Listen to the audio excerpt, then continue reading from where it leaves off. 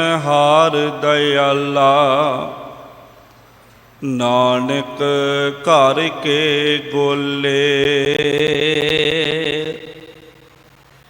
ਰਾਖੋ ਰਾਖਣ ਹਾਰ ਦਇਆਲਾ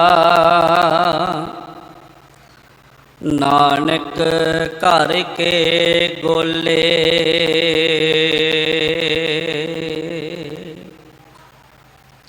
ਸਤਿਗੁਰੂ ਸ੍ਰੀ ਗੁਰੂ ਗ੍ਰੰਥ ਸਾਹਿਬ ਪਾਤਸ਼ਾਹ ਜੀ ਤਿਨ੍ਹਾਂ ਦੀ ਪਾਵਨ ਪਵਿੱਤਰ ਹਜ਼ੂਰੀ ਅੰਦਰ ਧੰਨ ਸਤਿਗੁਰੂ ਸ੍ਰੀ ਗੁਰੂ ਤੇਗ ਬਹਾਦਰ ਪਾਤਸ਼ਾਹ ਜੀ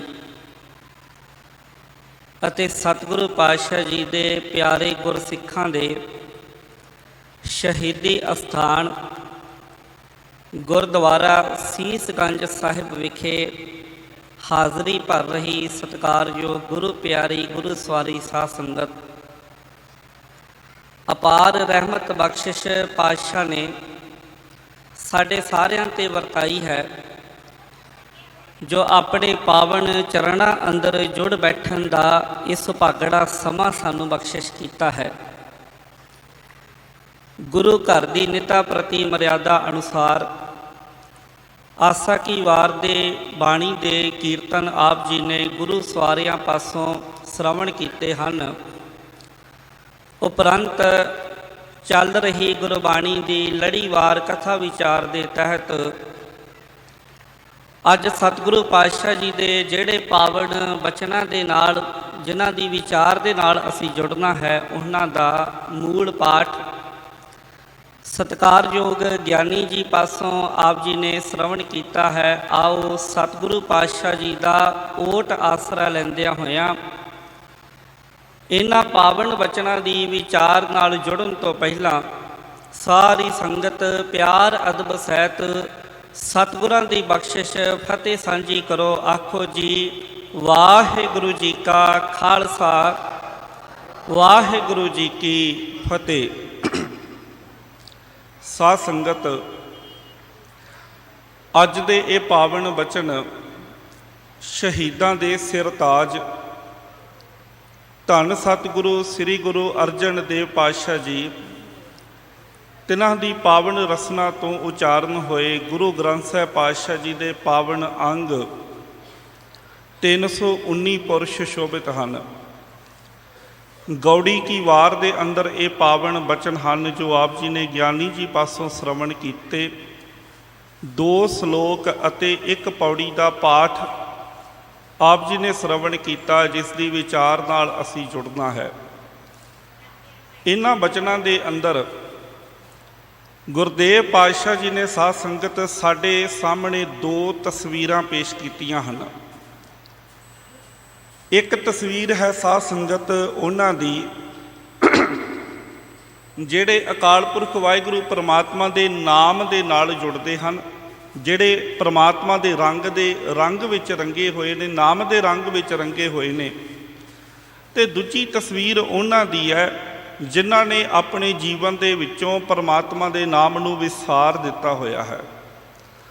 ਤੇ ਸਤਿਗੁਰੂ ਪਾਤਸ਼ਾਹ ਜੀ ਮਨੁੱਖੀ ਜੀਵਨ ਦੇ ਇਹਨਾਂ ਦੋਹਾਂ ਹੀ ਪੱਖਾਂ ਦੀ ਗੱਲ ਕਰਦਿਆਂ ਹੋਇਆਂ, ਇਹਨਾਂ ਦੋਹਾਂ ਦੀ ਵਿਆਖਿਆ ਕਰਦਿਆਂ ਹੋਇਆਂ ਫਿਰ ਸਾਨੂੰ ਇਹ ਸੋਝੀ ਦੇ ਰਹੇ ਨੇ, ਇਹ ਸਮਝਾ ਰਹੇ ਨੇ ਕਿ ਅਸੀਂ ਆਪਣੀ ਇਸ ਅਮੋਲਕ ਜੀਵਨ ਨੂੰ ਸਫਲ ਕਿਵੇਂ ਕਰ ਸਕਦੇ ਹਾਂ।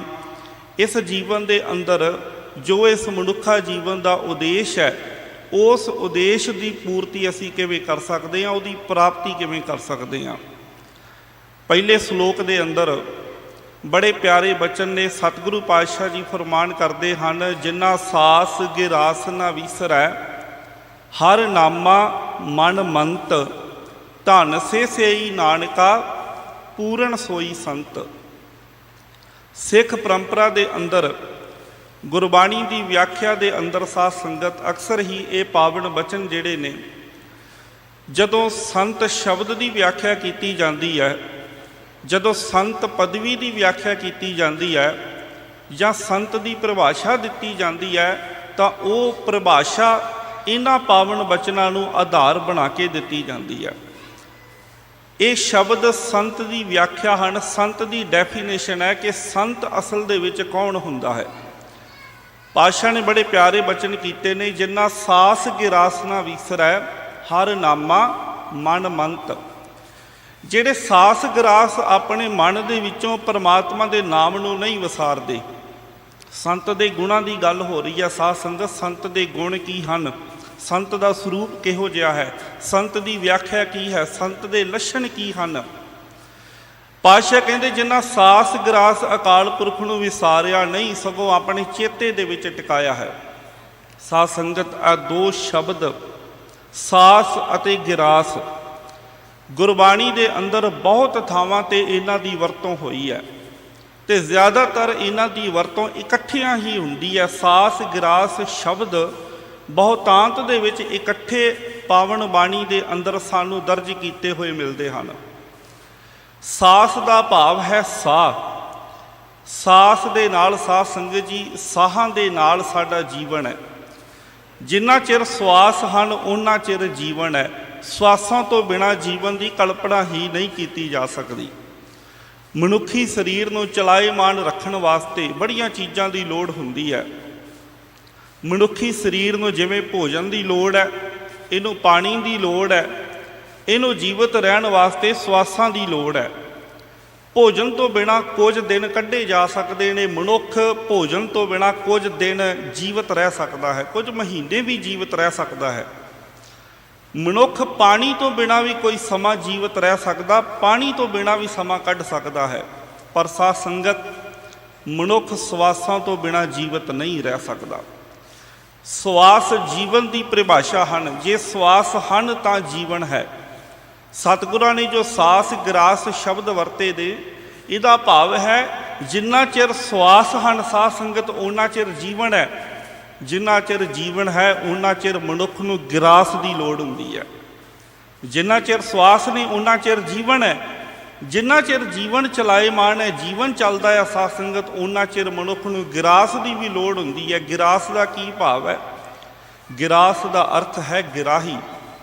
ਗਰਾਹੀ ਦਾ ਭਾਵ ਹੈ ਬੁਰਕੀ, ਆ ਬਾਈਟ। ਜਿਵੇਂ ਅਸੀਂ ਪਦਾਰਥ ਭੋਜਨ ਦੀ ਇੱਕ ਬਾਈਟ, ਇੱਕ ਬੁਰਕੀ ਲੈਂਦੇ ਹਾਂ, ਬੁਰਕੀਆਂ ਦੇ ਰਾਹੀਂ ਸਾਧ ਸੰਗਤ ਗਰਾਹੀਆਂ ਦੇ ਨਾਲ ਅਸੀਂ ਭੋਜਨ ਸੇਵਨ ਕਰਦੇ ਹਾਂ, ਪ੍ਰਸ਼ਾਦਾ ਛਕਦੇ ਹਾਂ, ਰੋਟੀ ਖਾਂਦੇ ਹਾਂ। ਸਤਿਗੁਰੂ ਪਾਤਸ਼ਾਹ ਜੀ ਨੇ ਇੱਥੇ ਗਰਾਸ ਦੀ ਗੱਲ ਕੀਤੀ ਹੈ। ਗਰਾਸ ਦਾ ਭਾਵ ਹੈ ਖਾਣਾ, ਬੁਰਕੀ ਖਾਣੀ, ਪਦਾਰਥ ਛਕਣੇ। ਤੇ ਜੇਕਰ ਸਾਧ ਸੰਗਤ ਇਹਦੀ ਵਿਸ਼ਾਲ ਵਿਆਖਿਆ ਵੱਲ ਜਾਈਏ, ਜਿਵੇਂ ਸਵਾਸ ਜਿਹੜੇ ਨੇ ਉਹ ਜੀਵਨ ਦੇ ਲਖਾਇਕ ਹਨ, ਇਸੇ ਤਰ੍ਹਾਂ ਹੀ ਗਰਾਸ ਜਿਹੜੇ ਨੇ ਉਹ ਭੋਗਾਂ ਦੇ ਲਖਾਇਕ ਹਨ। ਕਿਉਂਕਿ ਜਿੰਨਾ ਚਿਰ ਸਵਾਸ ਨੇ ਉਹਨਾਂ ਚਿਰ ਮਨੁੱਖ ਸੰਸਾਰ ਦੇ ਪਦਾਰਥਾਂ ਨੂੰ ਭੋਗਦਾ ਹੈ। ਸੰਸਾਰ ਦੇ ਪਦਾਰਥਾਂ ਦੇ ਭੋਗ ਜੀਵਨ ਦੇ ਨਾਲ ਨਾਲ ਹੀ ਚੱਲਦੇ ਹਨ। ਖਾਣ ਪੀਣ, ਆਹਾਰ, ਕੱਪੜਾ ਹੋ ਗਿਆ, ਬਸਤਰ ਹੋ ਗਏ, ਜਾਂ ਹੋਰ ਸੰਸਾਰ ਦੇ ਪਦਾਰਥ ਹੋ ਗਏ। ਇੱਥੇ ਇਕੱਲੇ ਭੋਜਨ ਖਾਣ ਦੀ, ਜ਼ੁਬਾਨ ਦੇ ਨਾਲ ਛਕਣ ਦੀ, ਜ਼ੁਬਾਨ ਦੇ ਨਾਲ ਚਖਣ ਦੀ ਗੱਲ ਨਹੀਂ। ਇੱਥੇ ਕੇਵਲ ਗਿਰਾਸ ਦਾ ਭਾਵ ਭੋਜਨ ਦੀਆਂ ਬੁਰਕੀਆਂ ਨਹੀਂ। ਇੱਥੇ ਗਿਰਾਸ ਦਾ ਭਾਵ ਹੈ ਸਾਧ ਸੰਗਤ ਕੁੱਲ ਬ੍ਰਹਿਮੰਡ ਦੇ ਸਾਰੇ ਹੀ ਪਦਾਰਥ ਜਿਨ੍ਹਾਂ ਦੇ ਮਨੁੱਖ ਭੋਗ ਭੋਗਦਾ ਹੈ। ਤੇ ਜਿੰਨਾ ਚਿਰ ਸਵਾਸ ਨੇ ਉਹਨਾਂ ਚਿਰ ਜੀਵਨ, ਜਿੰਨਾ ਚਿਰ ਜੀਵਨ ਹੈ ਉਹਨਾਂ ਚਿਰ ਮਨੁੱਖ ਭੋਗ ਭੋਗਦਾ ਹੈ। ਪਰ ਸਤਿਗੁਰੂ ਪਾਤਸ਼ਾਹ ਜੀ ਕਹਿੰਦੇ ਜਿਹੜੇ ਆਪਣੇ ਜੀਵਨ ਦੇ ਅੰਦਰ ਰਹਿੰਦਿਆਂ ਹੋਇਆਂ, ਆਪਣੀ ਜੀਵਨ ਹਯਾਤੀ ਦੇ ਅੰਦਰ ਰਹਿੰਦਿਆਂ ਹੋਇਆਂ, ਜਿੰਨਾ ਚਿਰ ਜੀਵਨ ਹੈ, ਜਿੰਨਾ ਚਿਰ ਸਵਾਸ ਚੱਲਦੇ ਹਨ, ਉਹਨਾਂ ਚਿਰ ਅਕਾਲ ਪੁਰਖ ਵਾਹਿਗੁਰੂ ਪਰਮਾਤਮਾ ਨੂੰ ਕਦੇ ਨਹੀਂ ਵਿਸਾਰਦੇ। ਤੇ ਸੰਸਾਰ ਦੇ ਪਦਾਰਥਾਂ ਨੂੰ ਵਰਤਦਿਆਂ ਹੋਇਆਂ, ਸੰਸਾਰ ਦੇ ਭੋਗਾਂ ਨੂੰ ਭੋਗਦਿਆਂ ਹੋਇਆਂ ਵੀ ਸਾਧ ਸੰਗਤ, ਪਦਾਰਥਾਂ ਦੇ ਵਿੱਚ ਰਹਿੰਦਿਆਂ ਹੋਇਆਂ ਵੀ ਜਿਹੜੇ ਅਕਾਲ ਪੁਰਖ ਵਾਹਿਗੁਰੂ ਪਰਮਾਤਮਾ ਦੇ ਨਾਮ ਨੂੰ ਨਹੀਂ ਵਿਸਾਰਦੇ। ਸਾਧ ਸੰਗਤ ਮਨੁੱਖ ਸੰਸਾਰ ਦੇ ਪਦਾਰਥ ਵਰਤਦਾ ਹੈ, ਪਰ ਸਤਿਗੁਰੂ ਪਾਤਸ਼ਾਹ ਜੀ ਨੇ ਉਹਨਾਂ ਦੀ ਪਦਾਰਥਾਂ ਦੀ ਵਰਤੋਂ ਸਫਲੀ ਦੱਸੀ ਹੈ ਜਿਹੜੇ ਪਦਾਰਥਾਂ ਨੂੰ ਵਰਤਦਿਆਂ ਹੋਇਆਂ ਪਰਮਾਤਮਾ ਦੇ ਨਾਮ ਨੂੰ ਆਪਣੇ ਜੀਵਨ ਦੇ ਵਿੱਚੋਂ ਨਹੀਂ ਵਿਸਾਰਦੇ। ਬਾਣੀ ਦੇ ਬੜੇ ਪਿਆਰੇ ਬਚਨ ਹਨ, ਤਿਨ ਕਾ ਖਾਧਾ ਪਹਿਨਦਾ ਮਾਇਆ ਸਭ ਪਵਿੱਤ ਹੈ ਜੋ ਨਾਮ ਹਰ ਰਾਤੇ। ਜਿਹੜੇ ਪਰਮਾਤਮਾ ਦੇ ਨਾਮ ਦੇ ਵਿੱਚ ਰੰਗੇ ਹੋਏ ਹਨ, ਉਹਨਾਂ ਦਾ ਖਾਧਾ ਹੋਇਆ, ਉਹਨਾਂ ਦਾ ਪਹਿਨਿਆ ਹੋਇਆ, ਉਹਨਾਂ ਦੀ ਧਨ ਦੌਲਤ, ਉਹਨਾਂ ਦੀ ਜਾਇਦਾਦ, ਉਹਨਾਂ ਦੀ ਮਾਇਆ ਸਾਰੀ ਪਵਿੱਤਰ ਹੈ। ਤਿਨਕੇ ਘਰ ਮੰਦਰ ਮਹਿਲ ਸਰਾਈ ਸਾ ਪਵਿੱਤ ਹੈ, ਜਿਨੀ ਗੁਰਮੁਖ ਸੇਵਕ ਸਿੱਖ ਅਭਿਆਗਤ ਜਾਏ ਵਰਸਾਤੇ। ਸਾਧ ਸੰਗਤ ਪਾਤਸ਼ਾਹ ਕਹਿੰਦੇ ਬਾਣੀ ਦੇ ਅੰਦਰ ਕਿ ਉਹਨਾਂ ਦੇ ਘਰ ਮੰਦਰ ਮਹਿਲ, ਉਹਨਾਂ ਦੀਆਂ ਕੋਠੀਆਂ, ਉਹਨਾਂ ਦੀਆਂ ਇਮਾਰਤਾਂ ਉਹ ਸਾਰੀਆਂ ਸਫਲੀਆਂ ਹਨ ਜੇ ਉਹਨਾਂ ਦੇ ਅੰਦਰ ਆਏ ਗਏ ਦੀ ਭੋਜਨ ਪ੍ਰਸ਼ਾਦੇ ਦੇ ਨਾਲ ਸੇਵਾ ਹੁੰਦੀ ਹੈ, ਜੇ ਉੱਥੇ ਲੋੜਵੰਦ ਨੂੰ ਆਸਰਾ ਮਿਲਦਾ ਹੈ, ਟਿਕਾਣਾ ਮਿਲਦਾ ਹੈ। ਫਿਰ ਖਿਆਲ ਕਰਿਓ, ਜੇ ਨਾਮ ਦੇ ਰੰਗ ਵਿੱਚ ਕੋਈ ਜੀਵ ਰੰਗਿਆ ਹੋਇਆ ਹੈ, ਸਾਧ ਸੰਗਤ ਨਾਮ ਦੇ ਰੰਗ ਵਿੱਚ ਰੰਗਿਆ, ਉਸ ਜੀਵ ਦਾ ਖਾਧਾ ਹੋਇਆ, ਉਸ ਜੀਵ ਦਾ ਪਹਿਨਿਆ ਹੋਇਆ ਸਾਧ ਸੰਗਤ ਜੀ ਸਾਰਾ ਕੁਝ ਪ੍ਰਵਾਨ ਹੈ। ਪਰ ਜੇ ਨਾਮ ਦੇ ਰੰਗ ਵਿੱਚ ਨਹੀਂ ਰੰਗਿਆ ਤੇ ਇਹ ਸਾਰਾ ਕੁਝ ਹੀ ਸਾਧ ਸੰਗਤ ਜਾਲ ਬਣ ਜਾਂਦਾ ਹੈ। ਇਹੀ ਸਭ ਕੁਝ ਜੰਜਾਲ ਦਾ ਕਾਰਨ ਬਣ ਜਾਂਦਾ ਹੈ। ਇਸ ਵਾਸਤੇ ਪਾਤਸ਼ਾਹ ਨੇ ਕਿਹਾ, ਜਿਨ੍ਹਾਂ ਸਾਸ ਗਿਰਾਸ ਨਾ ਵਿਸਰੈ, ਜਿਹੜੇ ਤਾਂ ਜ਼ਿੰਦਗੀ ਆਪਣੇ ਜੀਵਨ ਦੇ ਅੰਦਰ ਪਰਮਾਤਮਾ ਨੂੰ ਨਹੀਂ ਵਿਸਾਰਦੇ। ਇਹ ਸੰਤ ਦੀ ਗੱਲ ਹੋ ਰਹੀ ਹੈ, ਸੰਤ ਦੀ ਪਰਿਭਾਸ਼ਾ ਦਿੱਤੀ ਜਾ ਰਹੀ ਹੈ। ਜਿਹੜੇ ਪਾਵਨ ਅਸਥਾਨ 'ਤੇ ਅਸੀਂ ਜੁੜ ਬੈਠੇ ਹਾਂ, ਧੰਨ ਗੁਰੂ ਤੇਗ ਬਹਾਦਰ ਪਾਤਸ਼ਾਹ ਜੀ ਨੂੰ ਸ਼ਹੀਦ ਕਰਨ ਤੋਂ ਪਹਿਲਾਂ ਗੁਰੂ ਪਾਤਸ਼ਾਹ ਜੀ ਦੀਆਂ ਅੱਖਾਂ ਦੇ ਸਾਹਮਣੇ ਸਤਿਗੁਰੂ ਪਾਤਸ਼ਾਹ ਜੀ ਦੇ 3 ਪਿਆਰੇ ਗੁਰਸਿੱਖਾਂ ਨੂੰ ਤਸੀਹੇ ਦੇ ਕੇ ਸ਼ਹੀਦ ਕੀਤਾ ਗਿਆ। ਸਭ ਤੋਂ ਪਹਿਲਾਂ ਸ਼ਹਾਦਤ ਹੋਈ ਸਾਧ ਸੰਗਤ ਜੀ ਸਤਿਕਾਰਯੋਗ ਭਾਈ ਮਤੀ ਦਾਸ ਜੀ ਦੀ, ਜਿਨ੍ਹਾਂ ਨੂੰ ਆਰੇ ਦੇ ਥੱਲੇ ਚੀਰ ਕੇ ਆਰੇ ਦੇ ਨਾਲ ਉਹਨਾਂ ਦੇ ਸਰੀਰ ਦੇ 2 ਫਾੜ ਕਰਕੇ ਉਹਨਾਂ ਨੂੰ ਸ਼ਹੀਦ ਕੀਤਾ ਗਿਆ। ਕਵੀਆਂ ਨੇ ਬੜਾ ਪਿਆਰਾ ਲਿਖਿਆ ਹੈ ਸਾਧ ਸੰਗਤ, ਕਹਿੰਦੇ ਜਦੋਂ ਭਾਈ ਮਤੀ ਦਾਸ ਜੀ ਨੂੰ ਪਹਿਲਾਂ ਬੜੀ ਤਰ੍ਹਾਂ ਦੇ ਲਾਲਚ ਦਿੱਤੇ ਗਏ, ਬੜੀ ਤਰ੍ਹਾਂ ਦੇ ਡਰਾਵੇ ਦਿੱਤੇ ਗਏ। ਜਦੋਂ ਲਾਲਚਾਂ ਦੇ ਨਾਲ ਗੱਲ ਨਾ ਬਣੀ, ਇਨਸਾਨ ਦਾ ਈਮਾਨ ਡੋਲਦਾ ਹੈ ਜਾਂ ਲਾਲਚਾਂ ਦੇ ਕਰਕੇ ਜਾਂ ਡਰਾਵਿਆਂ ਦੇ ਕਰਕੇ। ਭਾਈ ਮਤੀ ਦਾਸ ਜੀ ਜਦੋਂ ਨਾ ਤੇ ਲਾਲਚ ਉਹਨਾਂ 'ਤੇ ਹਾਵੀ ਹੋਏ, ਨਾ ਡਰਾਵਿਆਂ ਦੇ ਨਾਲ ਇਹ ਉਹਨਾਂ ਨੂੰ ਆਪਣੇ ਸਿਧਾਂਤ ਤੋਂ, ਆਪਣੇ ਧਰਮ ਤੋਂ ਡੁਲਾ ਸਕੇ, ਤੇ ਜਦੋਂ ਸਾਧ ਸੰਗਤ ਜੀ ਤਸੀਹੇ ਦੇਣ ਲੱਗੇ, ਫੱਟਿਆਂ ਦੇ ਵਿੱਚ ਸਰੀਰ ਨੂੰ ਜਕੜ ਦਿੱਤਾ ਗਿਆ, ਸਿਰ ਦੇ ਉੱਪਰ ਜਦੋਂ ਆਰਾ ਰੱਖ ਕੇ ਆਰਾ ਚਲਾਉਣ ਲੱਗੇ ਆ, ਤੇ ਫਿਰ ਕਹਿੰਦੇ ਆ ਵੀ ਹੁਣ ਤੋਂ ਕੋਈ ਆਪਣੀ ਆਖਰੀ ਇੱਛਾ ਦੱਸ ਦੇ। ਬੜੇ ਪਿਆਰੇ ਬਚਨ ਕਵੀਆਂ ਨੇ ਲਿਖੇ, ਕਾਜੀ ਆਖਦਾ ਦੱਸ ਖਾਂ ਮਤੀ ਦਾਸਾ, ਤੇਰੀ ਆਖਰੀ ਇੱਛਾ ਹੱਲ ਹੋਵੇ, ਜੋ ਚਾਹੇ ਉਹ ਤੂੰ ਪਾ ਸਕਦਾ, ਉਹ ਹਾਜ਼ਰ ਇਸੇ ਹੀ ਪਲ ਹੋਵੇ। ਕਾਜ਼ੀ ਕਹਿੰਦਾ ਕਿ ਜੇ ਮਤੀ ਦਾਸ ਤੇਰੀ ਕੋਈ ਆਖਰੀ ਇੱਛਾ ਹੈ, ਭਾਵੇਂ ਕਿ ਸਾਡੀ ਗੱਲ ਤੁਸੀਂ ਨਹੀਂ ਮੰਨੀ, ਪਰ ਜੇ ਅਜੇ ਵੀ ਤੇਰੀ ਕੋਈ ਆਖਰੀ ਇੱਛਾ ਹੈ ਤਾਂ ਸਾਨੂੰ ਦੱਸ, ਤੇਰੀ ਆਖਰੀ ਇੱਛਾ ਹੁਣੇ ਹੀ ਪੂਰੀ ਕੀਤੀ ਜਾਵੇਗੀ। ਸਾਧ ਸੰਗਤ, ਜਿਨ੍ਹਾਂ ਸਾਸ ਗਿਰਾਸ ਨਾ ਵਿਸਰੈ, ਅਸੀਂ ਸੰਤ ਜਨਾਂ ਦੀ ਗੱਲ ਕਰ ਰਹੇ ਹਾਂ, ਜਿਹੜੇ ਸਵਾਸ ਰਹਿੰਦਿਆਂ ਹੋਇਆਂ ਪਰਮਾਤਮਾ ਨੂੰ ਕਦੇ ਨਹੀਂ ਵਿਸਾਰਦੇ, ਗੁਰੂ ਰੂਪ ਪਰਮਾਤਮਾ ਨੂੰ ਵੀ ਕਦੇ ਨਹੀਂ ਵਿਸਾਰਦੇ। ਭਾਈ ਮਤੀ ਦਾਸ ਜੀ, ਸਾਧ ਸੰਗਤ, ਮੌਤ ਸਾਹਮਣੇ ਖੜੀ ਹੈ, ਪਰ ਜਿੰਨਾ ਚਿਰ ਭਾਈ ਮਤੀ ਦਾਸ ਜੀ ਦੇ ਸਰੀਰ ਦੇ ਅੰਦਰ ਸਵਾਸ ਚੱਲਦੇ ਪਏ ਨੇ, ਭਾਈ ਮਤੀ ਦਾਸ ਜੀ ਨੇ ਕੀ ਜਵਾਬ ਦਿੱਤਾ? ਕਿਹਾ, ਮਤੀ ਦਾਸ ਨੇ ਹੱਸ ਕੇ, ਜੀ ਮੇਰੀ ਆਖਰੀ ਇੱਛਾ ਜੇ ਹੱਲ ਹੋਵੇ, ਸਰੀਰ ਮੇਰੇ ਉੱਤੇ ਜਦੋਂ ਚੱਲੇ ਆਰਾ, ਮੇਰਾ ਮੂੰਹ ਗੁਰੂ ਪਿੰਜਰੇ ਵੱਲ ਹੋਵੇ।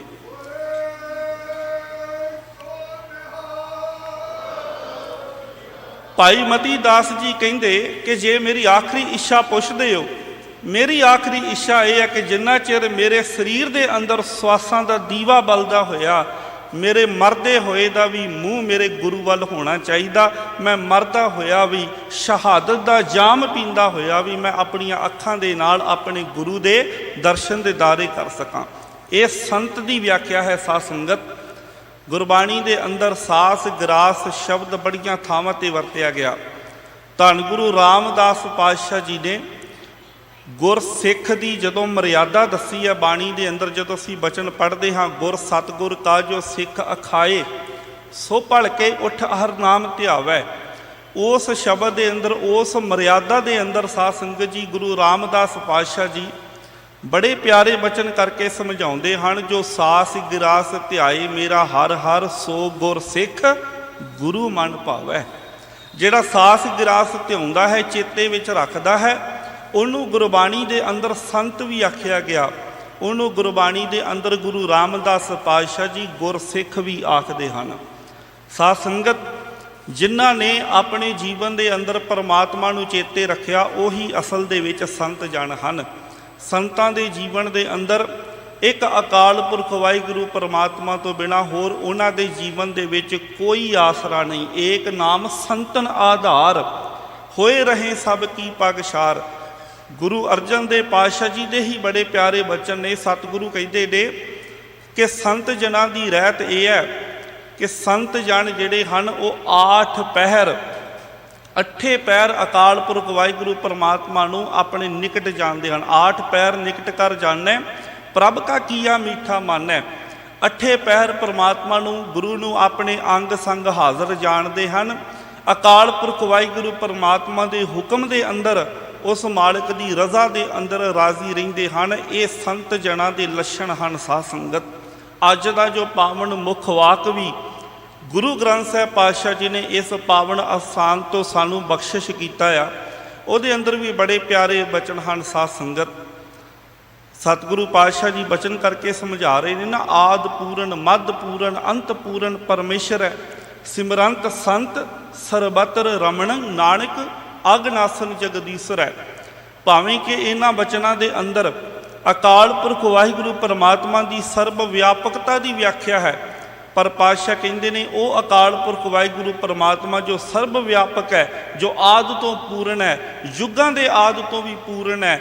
ਇਸ ਕੁੱਲ ਬ੍ਰਹਿਮੰਡ ਦਾ ਭਾਵੇਂ ਅੰਤ ਵੀ ਹੋ ਜਾਵੇ, ਉਹ ਮਾਲਕ ਹਮੇਸ਼ਾ ਪੂਰਨ ਰਹੇਗਾ, ਜੋ ਸਾਰੇ ਪਾਸੇ ਸਰਬਤਰ ਰਮਣੰ, ਜੋ ਸਾਰਿਆਂ ਦੇ ਵਿੱਚ ਸਮਾਇਆ ਹੋਇਆ।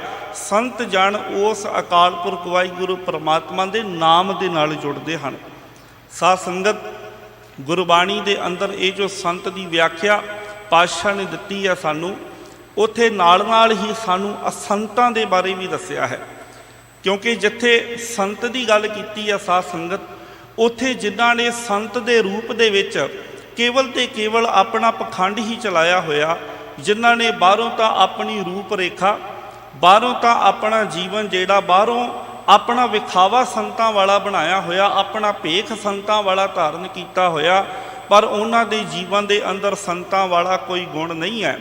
ਭਾਈ ਕਾਹਨ ਸਿੰਘ ਨਾਭਾ ਜੀ ਮਹਾਨ ਕੋਸ਼ ਦੇ ਅੰਦਰ ਸੰਤ ਦੇ ਬੜੇ ਪਿਆਰੇ ਅਰਥ ਲਿਖਦੇ ਨੇ। ਉਹ ਕਹਿੰਦੇ ਸੰਤ ਭਾਵ ਹੈ ਸ਼ਾਂਤ ਤੋਂ ਬਣਿਆ ਹੋਇਆ, ਜਿਹੜਾ ਸ਼ਾਂਤ ਹੈ ਅੰਦਰੋਂ, ਜਿਹਦਾ ਅੰਦਰ ਜਿਹਦਾ ਮਨ ਰੱਜਿਆ ਹੋਇਆ, ਜਿਹੜਾ ਮਨ ਟਿਕਾਓ ਦੇ ਵਿੱਚ ਹੈ, ਜਿਹੜਾ ਅਕਾਲ ਪੁਰਖ ਵਾਹਿਗੁਰੂ ਪਰਮਾਤਮਾ ਦੇ ਨਾਮ ਦੇ ਵਿੱਚ ਬਿਲਕੁਲ ਟਿਕਿਆ ਹੋਇਆ, ਉਹੀ ਅਸਲ ਦੇ ਵਿੱਚ ਸੰਤ ਹੈ।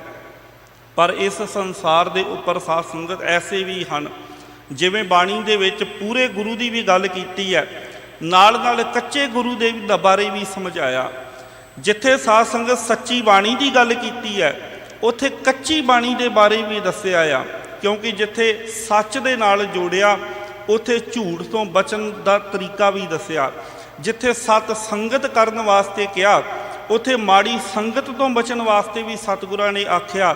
ਇਸ ਵਾਸਤੇ ਜਿੱਥੇ ਸੰਤ ਦੀ ਵਿਆਖਿਆ ਕੀਤੀ ਹੈ, ਉੱਥੇ ਸੰਤਾਂ ਦੇ ਭੇਖ ਦੇ ਅੰਦਰ ਪਾਖੰਡ ਕਰਨ ਵਾਲੇ ਲੋਭੀਆਂ ਦੀ ਗੱਲ ਵੀ ਕੀਤੀ ਹੈ। ਭਗਤ ਕਬੀਰ ਜੀ ਦੇ ਬੜੇ ਪਿਆਰੇ ਬਚਨ ਹਨ, ਐਸੇ ਸੰਤ ਨਾ ਮੋਕੋ ਭਾਵੇਂ, ਡਾਲਾ ਸਿਉ ਪੇਡਾਂ ਗਟਕਾਵੇ।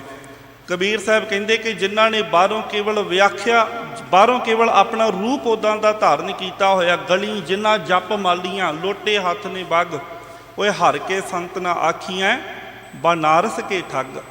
ਕਹਿੰਦੇ ਕਿ ਜਿਨ੍ਹਾਂ ਨੇ ਬਾਹਰੋਂ ਕੇਵਲ ਵਿਖਾਵਾ ਉੱਦਾਂ ਦਾ ਰੂਪ ਬਣਾਇਆ ਹੋਇਆ, ਕਦੀ ਭਾਈ ਸੱਜਣ ਨੇ ਉੱਦਾਂ ਦਾ ਰੂਪ ਬਣਾਇਆ ਹੋਇਆ ਸੀ। ਜਦੋਂ ਸੱਜਣ ਨੂੰ ਦੁਨੀਆ ਠੱਗ ਕਹਿੰਦੀ ਹੈ, ਉਦੋਂ ਭਾਈ ਸੱਜਣ ਦਾ ਰੂਪ ਉਹ ਹੈ। ਦੁਨੀਆ ਨੂੰ ਬਾਹਰੋਂ ਉਹ ਸਾਧ ਜਨ ਸੰਤ ਜਨ ਭਾਸਦਾ ਹੈ, ਪਰ ਅੰਦਰ ਕੁਝ ਹੋਰ ਹੈ। ਜਿਵੇਂ ਪਿੱਤਲ ਦੇ ਭਾਂਡੇ ਅੰਦਰ ਮੈਲ ਹੁੰਦੀ ਹੈ, ਬਾਹਰੋਂ ਤਾਂ ਬੜੀਆਂ ਚਮਕਾਂ ਮਾਰਦਾ। ਗੁਰੂ ਨਾਨਕ ਸਾਹਿਬ ਨੇ ਜਦੋਂ ਉਪਦੇਸ਼ ਦ੍ਰਿੜ ਕਰਵਾਇਆ, ਉਹ ਭਾਈ ਸੱਜਣ ਜਿਹੜਾ ਕਦੇ ਠੱਗ ਹੁੰਦਾ ਸੀ, ਉਹ ਸਿੱਖੀ ਦਾ ਪ੍ਰਚਾਰਕ, ਉਹ ਸੱਚਮੁੱਚ ਦੇ ਵਿੱਚ ਸੰਤ ਸੱਜਣ ਬਣ ਜਾਂਦਾ ਹੈ। ਸਾਧ ਸੰਗਤ, ਇਹ ਸਾਰੀ ਬਖਸ਼ਿਸ਼ ਗੁਰੂ ਦੀ ਵਰਤਦੀ ਹੈ। ਇਸ ਕਰਕੇ ਜਿੱਥੇ ਸੰਤ ਦੀ ਗੱਲ ਕੀਤੀ ਬਾਣੀ ਨੇ, ਉੱਥੇ ਅਸੰਤ ਦੇ ਬਾਰੇ ਵੀ ਸਾਧ ਸੰਗਤ ਜੀ ਸੁਚੇਤ ਕੀਤਾ। ਅਸੰਤਾਂ ਤੋਂ ਵੀ ਬਚਣਾ ਹੈ। ਸਾਧ ਸੰਗਤ, ਭਾਈ ਗੁਰਦਾਸ ਜੀ ਦੇ ਬੜੇ ਪਿਆਰੇ ਬਚਨ ਪੜ੍ਹਨ ਨੂੰ ਮਿਲਦੇ ਹਨ। ਭਾਈ ਗੁਰਦਾਸ ਜੀ ਨੇ ਸਾਧ ਅਤੇ ਅਸਾਧ ਦੀ ਗੱਲ ਕੀਤੀ ਹੈ, ਅਤੇ ਨਾਲ ਹੀ ਇਹ ਸਮਝਾਇਆ ਹੈ ਕਿ ਜਿਵੇਂ ਸੰਸਾਰ ਦੇ ਕਈ ਪਦਾਰਥਾਂ ਦੀ ਪਰਖ ਹੋ ਜਾਂਦੀ ਹੈ, ਉਹਨਾਂ ਨੂੰ ਵੇਖਿਆ, ਉਹਨਾਂ ਨੂੰ ਚੱਖਿਆ, ਉਸੇ ਤਰੀਕੇ ਨਾਲ ਜਿਹੜੇ ਸਾਧ ਅਤੇ ਅਸਾਧ ਹੁੰਦੇ ਨੇ, ਭਾਵ ਕਿ ਜਿਹੜਾ ਸੰਤ ਸੱਚਮੁੱਚ ਦੇ ਵਿੱਚ ਸੰਤ ਹੈ ਤੇ ਜਿਹੜਾ ਕੇਵਲ ਸੰਤ ਬਣਨ ਦਾ ਵਿਖਾਵਾ ਕਰ ਰਿਹਾ, ਉਹਦੀ ਵੀ ਜਿਹੜੀ ਪਛਾਣ ਹੁੰਦੀ ਹੈ ਉਹਨਾਂ ਦੇ ਕਰਮਾਂ ਤੋਂ, ਉਹਨਾਂ ਦੀ ਜ਼ੁਬਾਨ, ਉਹਨਾਂ ਦੇ ਬੋਲਣ ਤੋਂ ਹੋ ਜਾਂਦੀ ਹੈ। ਬੜੀਆਂ ਪਿਆਰੀਆਂ ਪਹਿਲਾਂ ਦੁਨਿਆਵੀ ਉਦਾਹਰਨਾਂ ਦਿੱਤੀਆਂ ਨੇ।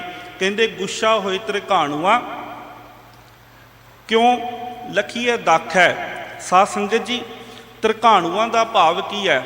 ਇੱਕ ਰੁੱਖ ਹੈ ਜਿਹਨੂੰ ਕਿਹਾ ਜਾਂਦਾ ਹੈ ਤਰੀਕ, ਉਹਨੂੰ ਜਿਹੜਾ ਫਲ ਲੱਗਦਾ ਹੈ ਉਹਨੂੰ ਸਾਧ ਸੰਗਤ ਤ੍ਰਿਕੋਣੇ ਕਿਹਾ ਜਾਂਦਾ ਆ। ਜਿਵੇਂ ਅੰਗੂਰ ਵੇਲ ਨੂੰ ਅੰਗੂਰ ਲੱਗਦੇ ਨੇ, ਦਾਖ ਲੱਗਦੀ ਆ, ਅੰਗੂਰਾਂ ਦਾ ਗੁੱਛਾ ਹੁੰਦਾ, ਉੱਦਾਂ ਹੀ ਤ੍ਰਿਕਾਣੂਆਂ ਦਾ ਗੁੱਛਾ ਹੁੰਦਾ। ਗੁੱਛਾ ਹੋਏ ਤ੍ਰਿਕਾਣੂਆਂ ਕਿਉਂ ਗੁੜੀਆ ਦੱਖ ਹੈ। ਕਹਿੰਦੇ ਕਿ ਜਿਹੜਾ ਗੁੱਛਾ ਲੱਗਾ ਹੋਇਆ ਹੈ ਤਰੀਕ ਨੂੰ ਤ੍ਰਿਕਾਣੂਆਂ ਦਾ ਹੈ, ਉਹ ਵੀ ਹਰੇ ਰੰਗ ਦਾ ਗੁੱਛਾ ਤੇ ਹੁੰਦੇ ਅੰਗੂਰ ਵੀ ਉੱਦਾਂ ਦੇ ਆ। ਪਰ ਕਹਿੰਦੇ ਜਦੋਂ ਦੋਵੇਂ ਸਾਡੇ ਸਾਹਮਣੇ ਹੋਣ ਤੇ ਸਾਨੂੰ ਇਸ ਗੱਲ ਦਾ ਪਤਾ ਹੁੰਦਾ ਹੈ ਕਿ ਤ੍ਰਿਕਾਣੂ ਕੌਣ ਨੇ ਤੇ ਅੰਗੂਰ ਕੌਣ ਨੇ। ਦੂਜੀ ਗੱਲ ਸਾਧ ਸੰਗਤ ਜੀ ਉਹਨਾਂ ਨੇ ਕੀਤੀ ਹੈ, ਜਿੱਥੇ ਅੱਕ ਦੀ ਖੱਖੜੀ ਦੀ ਕੀਤੀ ਹੈ ਉੱਥੇ ਨਾਲ ਅੰਬੀ ਦੀ ਗੱਲ ਕੀਤੀ ਹੈ ਕਿ ਅੱਕ ਦੀ ਖੱਖੜੀ ਅਤੇ ਅੰਬੀਆਂ ਇੱਕੋ ਜੀਆਂ ਭਾਸਦੀਆਂ ਹਨ ਪਰ ਉਹ ਹੁੰਦੀਆਂ ਵੱਖ-ਵੱਖ ਹਨ। ਇਸੇ ਤਰ੍ਹਾਂ ਤੀਜੀ ਉਦਾਹਰਨ ਉਹਨਾਂ ਨੇ ਦਿੱਤੀ ਹੈ ਗਹਿਣਿਆਂ ਦੀ। ਜਿਵੇਂ ਇੱਕ ਗਹਿਣੇ ਹਨ ਸੱਚਮੁੱਚ ਹੀ ਸੋਨੇ ਦੇ ਬਣੇ ਹੋਏ, ਇੱਕ ਹਨ ਜਿਨ੍ਹਾਂ ਤੇ ਕੇਵਲ ਮੁਲੰਮਾ ਚੜਿਆ ਹੋਇਆ, ਜਿਨ੍ਹਾਂ ਨੂੰ ਅਸੀਂ ਆਰਟੀਫਿਸ਼ਲ ਗਹਿਣੇ ਕਹਿ ਦਿੰਦੇ ਹਾਂ, ਜਿਹੜੇ ਸੋਨੇ ਵਰਗੇ ਹੀ ਦੂਰੋਂ ਲੱਗਦੇ ਨੇ ਪਰ ਉਹਨਾਂ ਦੀ ਜਦੋਂ ਪਰਖ ਕੀਤੀ ਜਾਂਦੀ ਉਦੋਂ ਪਤਾ ਲੱਗਦਾ ਆ। ਕਹਿੰਦੇ ਜਿਹੜਾ ਪਰਖ ਕਰਨ ਵਾਲਾ ਉਹ ਕਦੀ ਇਹ ਗਵਾਹੀ ਨਹੀਂ ਦਿੰਦਾ ਕੋਈ ਆਰਟੀਫਿਸ਼ਲ ਕੋਈ ਨਕਲੀ ਮੁਲੰਮਾ ਚੜਿਆ ਕੋਈ ਗਹਿਣਾ ਹੋਵੇ ਤੇ ਜਿਹਨੂੰ ਪਰਖ ਕਰਨੀ ਆਉਂਦੀ ਹੋਵੇ ਉਹ ਦੱਸ ਦੇਵੇਗਾ ਵੀ ਇਹ ਨਕਲੀ ਹੈ ਤੇ ਆਹ ਅਸਲੀ ਸੱਚਮੁੱਚ ਸੋਨੇ ਦਾ ਹੈ। ਫਿਰ ਅੱਗੇ ਸਾਧ ਸੰਗਤ ਗੱਲ ਕੀਤੀ ਹੈ ਦੁੱਧ ਅਤੇ ਲੱਸੀ ਦੀ। ਕਹਿੰਦੇ ਦੁੱਧ ਵੀ ਚਿੱਟੇ ਰੰਗ ਦਾ, ਸਫੈਦ ਰੰਗ ਦਾ, ਲੱਸੀ ਵੀ ਸਫੈਦ ਰੰਗ ਦੀ ਹੈ, ਪਰ ਜਦੋਂ ਹੀ ਉਹਨਾਂ ਦੋਹਾਂ ਨੂੰ ਚੱਖੀ ਦਾ ਪਰਖ ਕਰੀਦੀ ਹੈ ਉਹਦੇ ਤੋਂ ਉਹਨਾਂ ਦੇ ਅੰਤਰ ਦਾ ਪਤਾ ਲੱਗ ਜਾਂਦਾ। ਇਸੇ ਤਰ੍ਹਾਂ ਇੱਕ ਪਾਸੇ ਫਟਕੜੀ ਹੈ, ਇੱਕ ਪਾਸੇ ਹੀਰਾ ਹੈ, ਦੋਵੇਂ ਹੀ ਚਮਕਦੇ ਹਨ, ਚਿੱਟੇ ਰੰਗ ਦੇ ਹਨ, ਪਰ ਸਾਧ ਸੰਗਤ ਦੋਹਾਂ ਦੇ ਵਿੱਚ ਦਾ ਜੋ ਅੰਤਰ ਹੈ ਉਹ ਪਰਖ ਕੀਤਿਆਂ ਪਤਾ ਲੱਗ ਜਾਂਦਾ ਹੈ। ਤਿਉਂ ਸਾਧ ਅਸਾਧ ਪਰਖੀਆਂ ਕਰਤੂਤ ਸੋ ਭਖ ਹੈ। ਭਾਈ ਗੁਰਦਾਸ ਜੀ ਕਹਿੰਦੇ ਨੇ ਜਿਵੇਂ ਅੰਬ ਅਤੇ ਅੱਕ ਦੀ ਖੱਖੜੀ ਦੇ ਵਿੱਚ ਫਰਕ ਹੈ, ਜਿਵੇਂ ਦੁੱਧ ਅਤੇ ਲੱਸੀ ਦੇ ਵਿੱਚ ਫਰਕ ਹੈ, ਜਿਵੇਂ ਸੋਨੇ ਦੇ ਗਹਿਣੇ ਤੇ ਸੋਨੇ ਵਰਗੇ ਬਣਾਵਟੀ ਗਹਿਣੇ ਦੇ ਵਿੱਚ ਫਰਕ ਹੈ, ਜਿਵੇਂ ਤ੍ਰਿਕਾਣੂਆਂ ਦੇ ਗੁੱਛੇ ਤੇ ਦਾਖਾਂ ਦੇ ਗੁੱਛਿਆਂ ਦੇ ਵਿੱਚ, ਅੰਗੂਰਾਂ ਦੇ ਗੁੱਛਿਆਂ ਦੇ ਵਿੱਚ ਫਰਕ ਹੈ, ਤਿਉਂ ਹੀ ਸਾਧ ਅਤੇ ਅਸਾਧ ਦੇ ਵਿੱਚ ਵੀ ਫਰਕ ਹੈ। ਤੇ ਇਹ ਫਰਕ ਜ਼ਾਹਰ ਹੋ ਜਾਂਦਾ ਉਹਨਾਂ ਦੇ ਕਰਮਾਂ ਤੋਂ, ਉਹਨਾਂ ਦੀ ਜ਼ੁਬਾਨ ਤੋਂ, ਉਹਨਾਂ ਦੇ ਬੋਲਣ ਤੋਂ, ਉਹਨਾਂ ਦੀਆਂ ਕਰਤੂਤਾਂ ਤੋਂ, ਉਹਨਾਂ ਦੀ ਕਰਮਾਂ ਤੋਂ ਇਹ ਫਰਕ ਜਿਹੜਾ ਉਹ ਪਤਾ ਲੱਗ ਜਾਂਦਾ। ਬਾਹਰੋਂ ਭੇਸ ਭਾਵੇਂ ਕਿਸੇ ਨੇ ਜਿਵੇਂ ਦਾ ਮਰਜ਼ੀ ਬਣਾਇਆ ਹੋਵੇ। ਇੱਕ ਬੜੀ ਸੁੰਦਰ ਗਾਥਾ ਹੈ, ਇੱਕ ਕੋਈ ਰੱਬ ਦਾ ਪਿਆਰਾ ਜਿਹਦੀ ਹਰ ਵਕਤ ਇਹ ਤਮੰਨਾ ਹੁੰਦੀ ਸੀ ਕਿ ਮੈਨੂੰ ਕੋਈ ਪਰਮਾਤਮਾ ਦੇ ਨਾਮ ਦੇ ਵਿੱਚ ਰੰਗੀ ਰੂਹ ਮਿਲੇ, ਕੋਈ ਮਹਾਂਪੁਰਸ਼ ਮਿਲੇ ਤੇ ਮੈਂ ਉਹਨਾਂ ਦੀ ਸੇਵਾ ਕਰ ਸਕਾਂ। ਇੱਕ ਦਿਨ ਇਤਫਾਕਨ ਹੀ ਉਹਨੂੰ ਦਿਨ ਦੇ ਵਿੱਚ ਦੋ ਮਹਾਤਮਾ ਟੱਕਰ ਜਾਂਦੇ ਨੇ। ਉਹ ਉਹਨਾਂ ਦੋਵਾਂ ਨੂੰ ਆਪਣੇ ਘਰੇ ਲੈ ਆਉਂਦਾ, ਉਹਨਾਂ ਦੋਹਾਂ ਨੂੰ ਆਪਣੇ ਘਰ ਵਿੱਚ ਲੈ ਆਉਂਦਾ ਕਿ ਮੈਂ ਤੁਹਾਡੀ ਪ੍ਰਸ਼ਾਦੇ ਪਾਣੀ ਦੇ ਨਾਲ ਸੇਵਾ ਕਰਨੀ ਚਾਹਾਂਗਾ। ਸਾਧ ਸੰਗਤ ਜਿਨ੍ਹਾਂ ਦੋਹਾਂ ਨੂੰ ਉਹ ਲੈ ਕੇ ਆਉਂਦਾ ਨਾ, ਇੱਕ ਨੂੰ ਪਹਿਲਾਂ ਲਿਆਂਦਾ ਹੁੰਦਾ, ਉਹਨੂੰ ਘਰ ਵਿੱਚ ਬਿਠਾਇਆ। ਜਦੋਂ ਦੂਸਰਾ ਆਉਂਦਾ ਉਹ ਦੇਖਦਾ ਕਿ ਅਗਲੇ ਪਾਸੇ ਤਾਂ ਪਹਿਲਾਂ ਹੀ ਕੋਈ ਬੈਠਾ ਆ ਤੇ ਉਹਨੂੰ ਕਹਿੰਦਾ ਵੀ ਮੈਂ ਦੂਜੇ ਪਾਸੇ ਜਾ ਕੇ ਬਵਾਂਗਾ। ਹੁਣ ਦੋਵੇਂ ਬੈਠ ਜਾਂਦੇ ਵੱਖੋ ਵੱਖ ਥਾਵਾਂ 'ਤੇ। ਹੁਣ ਉਹ ਆਦਮੀ ਜਿਹਨੇ ਬੜੇ ਪਿਆਰ ਦੇ ਨਾਲ, ਬੜੇ ਚਾਅ ਦੇ ਨਾਲ ਉਹਨਾਂ ਨੂੰ ਘਰ ਵਿੱਚ ਲਿਆਂਦਾ, ਉਹਨਾਂ ਨੂੰ ਮਹਾਤਮਾ ਸੰਤ ਜਾਣ ਕੇ ਆਪਣੇ ਘਰ ਵਿੱਚ ਲਿਆਂਦਾ, ਉਹ ਪਹਿਲੇ ਦੇ ਕੋਲ ਜਾਂਦਾ ਆ। ਕਹਿੰਦਾ ਮਹਾਂਪੁਰਖੋ, ਆ ਜਿਹੜਾ ਦੂਜੇ ਮਹਾਂਪੁਰਖ ਸਾਡੇ ਘਰ ਵਿੱਚ ਆਏ ਆ, ਇਹਨਾਂ ਦੇ ਬਾਰੇ ਤੁਹਾਡਾ ਕੀ ਖਿਆਲ ਹੈ? ਸਾਧ ਸੰਗਤ ਉਸ ਪਹਿਲੇ ਇਨਸਾਨ ਨੇ ਜਿਹਨੂੰ ਸਵਾਲ ਪੁੱਛਿਆ ਉਹਨੇ ਰੱਜ ਕੇ ਨਿੰਦਿਆ ਕੀਤੀ, ਆਖਿਆ ਕਿ ਇਹ ਬੜਾ ਹੀ ਮਾੜਾ ਆ।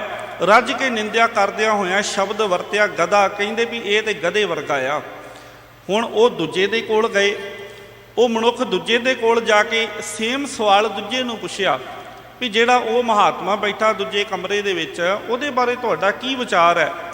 ਉਹਨੇ ਵੀ ਉਹ ਗੱਲ ਰੱਜ ਕੇ ਉਹਦੀ ਨਿੰਦਿਆ ਕੀਤੀ ਸਾਧ ਸੰਗਤ, ਤੇ ਕਹਿ ਦਿੱਤਾ ਵੀ ਉਹ ਤੇ ਬਲਦ ਵਰਗਾ, ਉਹਨੂੰ ਬਸ ਕੋਈ ਜਾਣ ਪਛਾਣ ਨਹੀਂ ਹੈ, ਕੋਈ ਉਹਨੂੰ ਪਤਾ ਨਹੀਂ, ਕੋਈ ਗਿਆਨ ਨਹੀਂ ਹੈਗਾ। ਜਿਵੇਂ ਬਲਦ ਹੁੰਦਾ ਬਸ ਅਗਲੇ ਪਾਸੇ ਗੱਡੇ ਦੇ ਜੋਇਆ ਤੇ ਤੁਰਿਆ ਹੀ ਜਾਂਦਾ ਵਾ, ਉਸੇ ਤਰ੍ਹਾਂ ਉਹ ਹੈ, ਉਹਨੂੰ ਕੋਈ ਪਤਾ ਨਹੀਂ ਹੈ। ਇੱਕ ਨੇ ਕਹਿ ਦਿੱਤਾ ਵੀ ਉਹ ਗਧੇ ਵਰਗਾ ਤੇ ਦੂਜੇ ਨੇ ਕਹਿ ਦਿੱਤਾ ਵੀ ਉਹ ਬਲਦ ਵਰਗਾ, ਉਹ ਬੈਲ ਵਰਗਾ।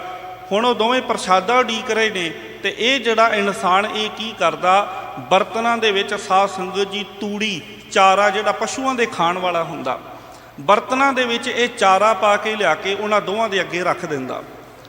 ਉਹ ਬੜੇ ਹੈਰਾਨ ਹੁੰਦੇ ਤੇ ਕਹਿੰਦੇ ਵੀ ਇਹ ਕੀ?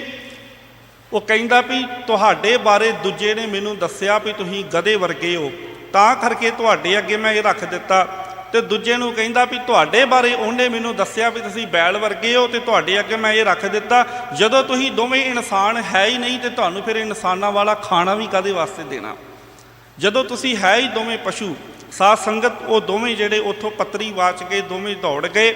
ਉਹਨਾਂ ਦਾ ਕੂੜ ਪਖੰਡ ਜ਼ਾਹਰ ਹੋ ਗਿਆ। ਕਾਹਦੇ ਤੋਂ ਜ਼ਾਹਰ ਹੋਇਆ? ਕਰਤੂਤ ਸੋ ਭਖ ਹੈ। ਸਾਧ ਅਸਾਧ ਦਾ ਪਤਾ ਕਾਹਦੇ ਤੋਂ ਲੱਗਦਾ? ਕਰਤੂਤਾਂ ਤੋਂ ਪਤਾ ਲੱਗਦਾ, ਕਰਮਾਂ ਤੋਂ ਪਤਾ ਲੱਗਦਾ। ਤੇ ਉਹਨਾਂ ਦੀ ਭਖ ਹੈ, ਉਹਨਾਂ ਦੀ ਬੋਲੀ ਤੋਂ, ਉਹਨਾਂ ਦੇ ਬਚਨਾਂ ਤੋਂ ਪਤਾ ਲੱਗਦਾ। ਜਿਹੜੇ ਸੱਚਮੁੱਚ ਹੀ ਸੰਤ ਜਨ ਹਨ, ਉਹਨਾਂ ਦੀ ਜ਼ੁਬਾਨ ਦੇ ਵਿੱਚੋਂ ਕਦੇ ਵੀ ਦੂਸਰਿਆਂ ਦੇ ਵਾਸਤੇ ਕੋਈ ਮਾੜੇ ਬਚਨ ਨਹੀਂ ਨਿਕਲਦੇ। ਉਹਨਾਂ ਨੂੰ ਕਿਸੇ ਵੀ ਤਰ੍ਹਾਂ ਦਾ ਕੋਈ ਵੀ ਵਿਖਾਵਾ ਕਰਨ ਦੀ ਲੋੜ ਨਹੀਂ ਹੁੰਦੀ। ਉਹਨਾਂ ਸੰਤ ਜਨਾਂ ਦੀ ਵਿਆਖਿਆ ਕਰਦਿਆਂ ਹੋਇਆਂ ਧੰਨ ਗੁਰੂ ਅਰਜਨ ਦੇਵ ਪਾਤਸ਼ਾਹ ਜੀ ਬੜੇ ਪਿਆਰੇ ਬਚਨ ਕਰਕੇ ਸਾਨੂੰ ਸਮਝਾ ਰਹੇ ਨੇ। ਜਿਨ੍ਹਾਂ ਸਾਸ ਗਿਰਾਸ ਨਾ ਵਿਸਰੈ, ਹਰ ਨਾਮਾ ਮਨ ਮੰਤ, ਧਨ ਸੇ ਸੇਈ ਨਾਨਕਾ, ਪੂਰਨ ਸੋਈ ਸੰਤ। ਉਹ ਜੀਵ ਜਿਹੜੇ ਹਰ ਵਕਤ ਪਰਮਾਤਮਾ ਦੇ ਨਾਮ ਦੇ ਰੰਗ ਵਿੱਚ ਰੰਗੇ ਹੋਏ ਨੇ, ਪਰਮਾਤਮਾ ਦੇ ਸਿਮਰਨ ਦੇ ਵਿੱਚ ਜੁੜੇ ਹੋਏ ਨੇ, ਉਹੀ ਅਸਲ ਦੇ ਵਿੱਚ ਪੂਰਨ ਸੰਤ ਹਨ। ਸਾਧ ਸੰਗਤ ਬਾਣੀ ਦੇ ਵਿੱਚ ਨਾ ਇੱਕ ਥਾਂ ਹੋਰ ਬੜੇ ਪਿਆਰੇ ਬਚਨ ਆਉਂਦੇ ਨੇ।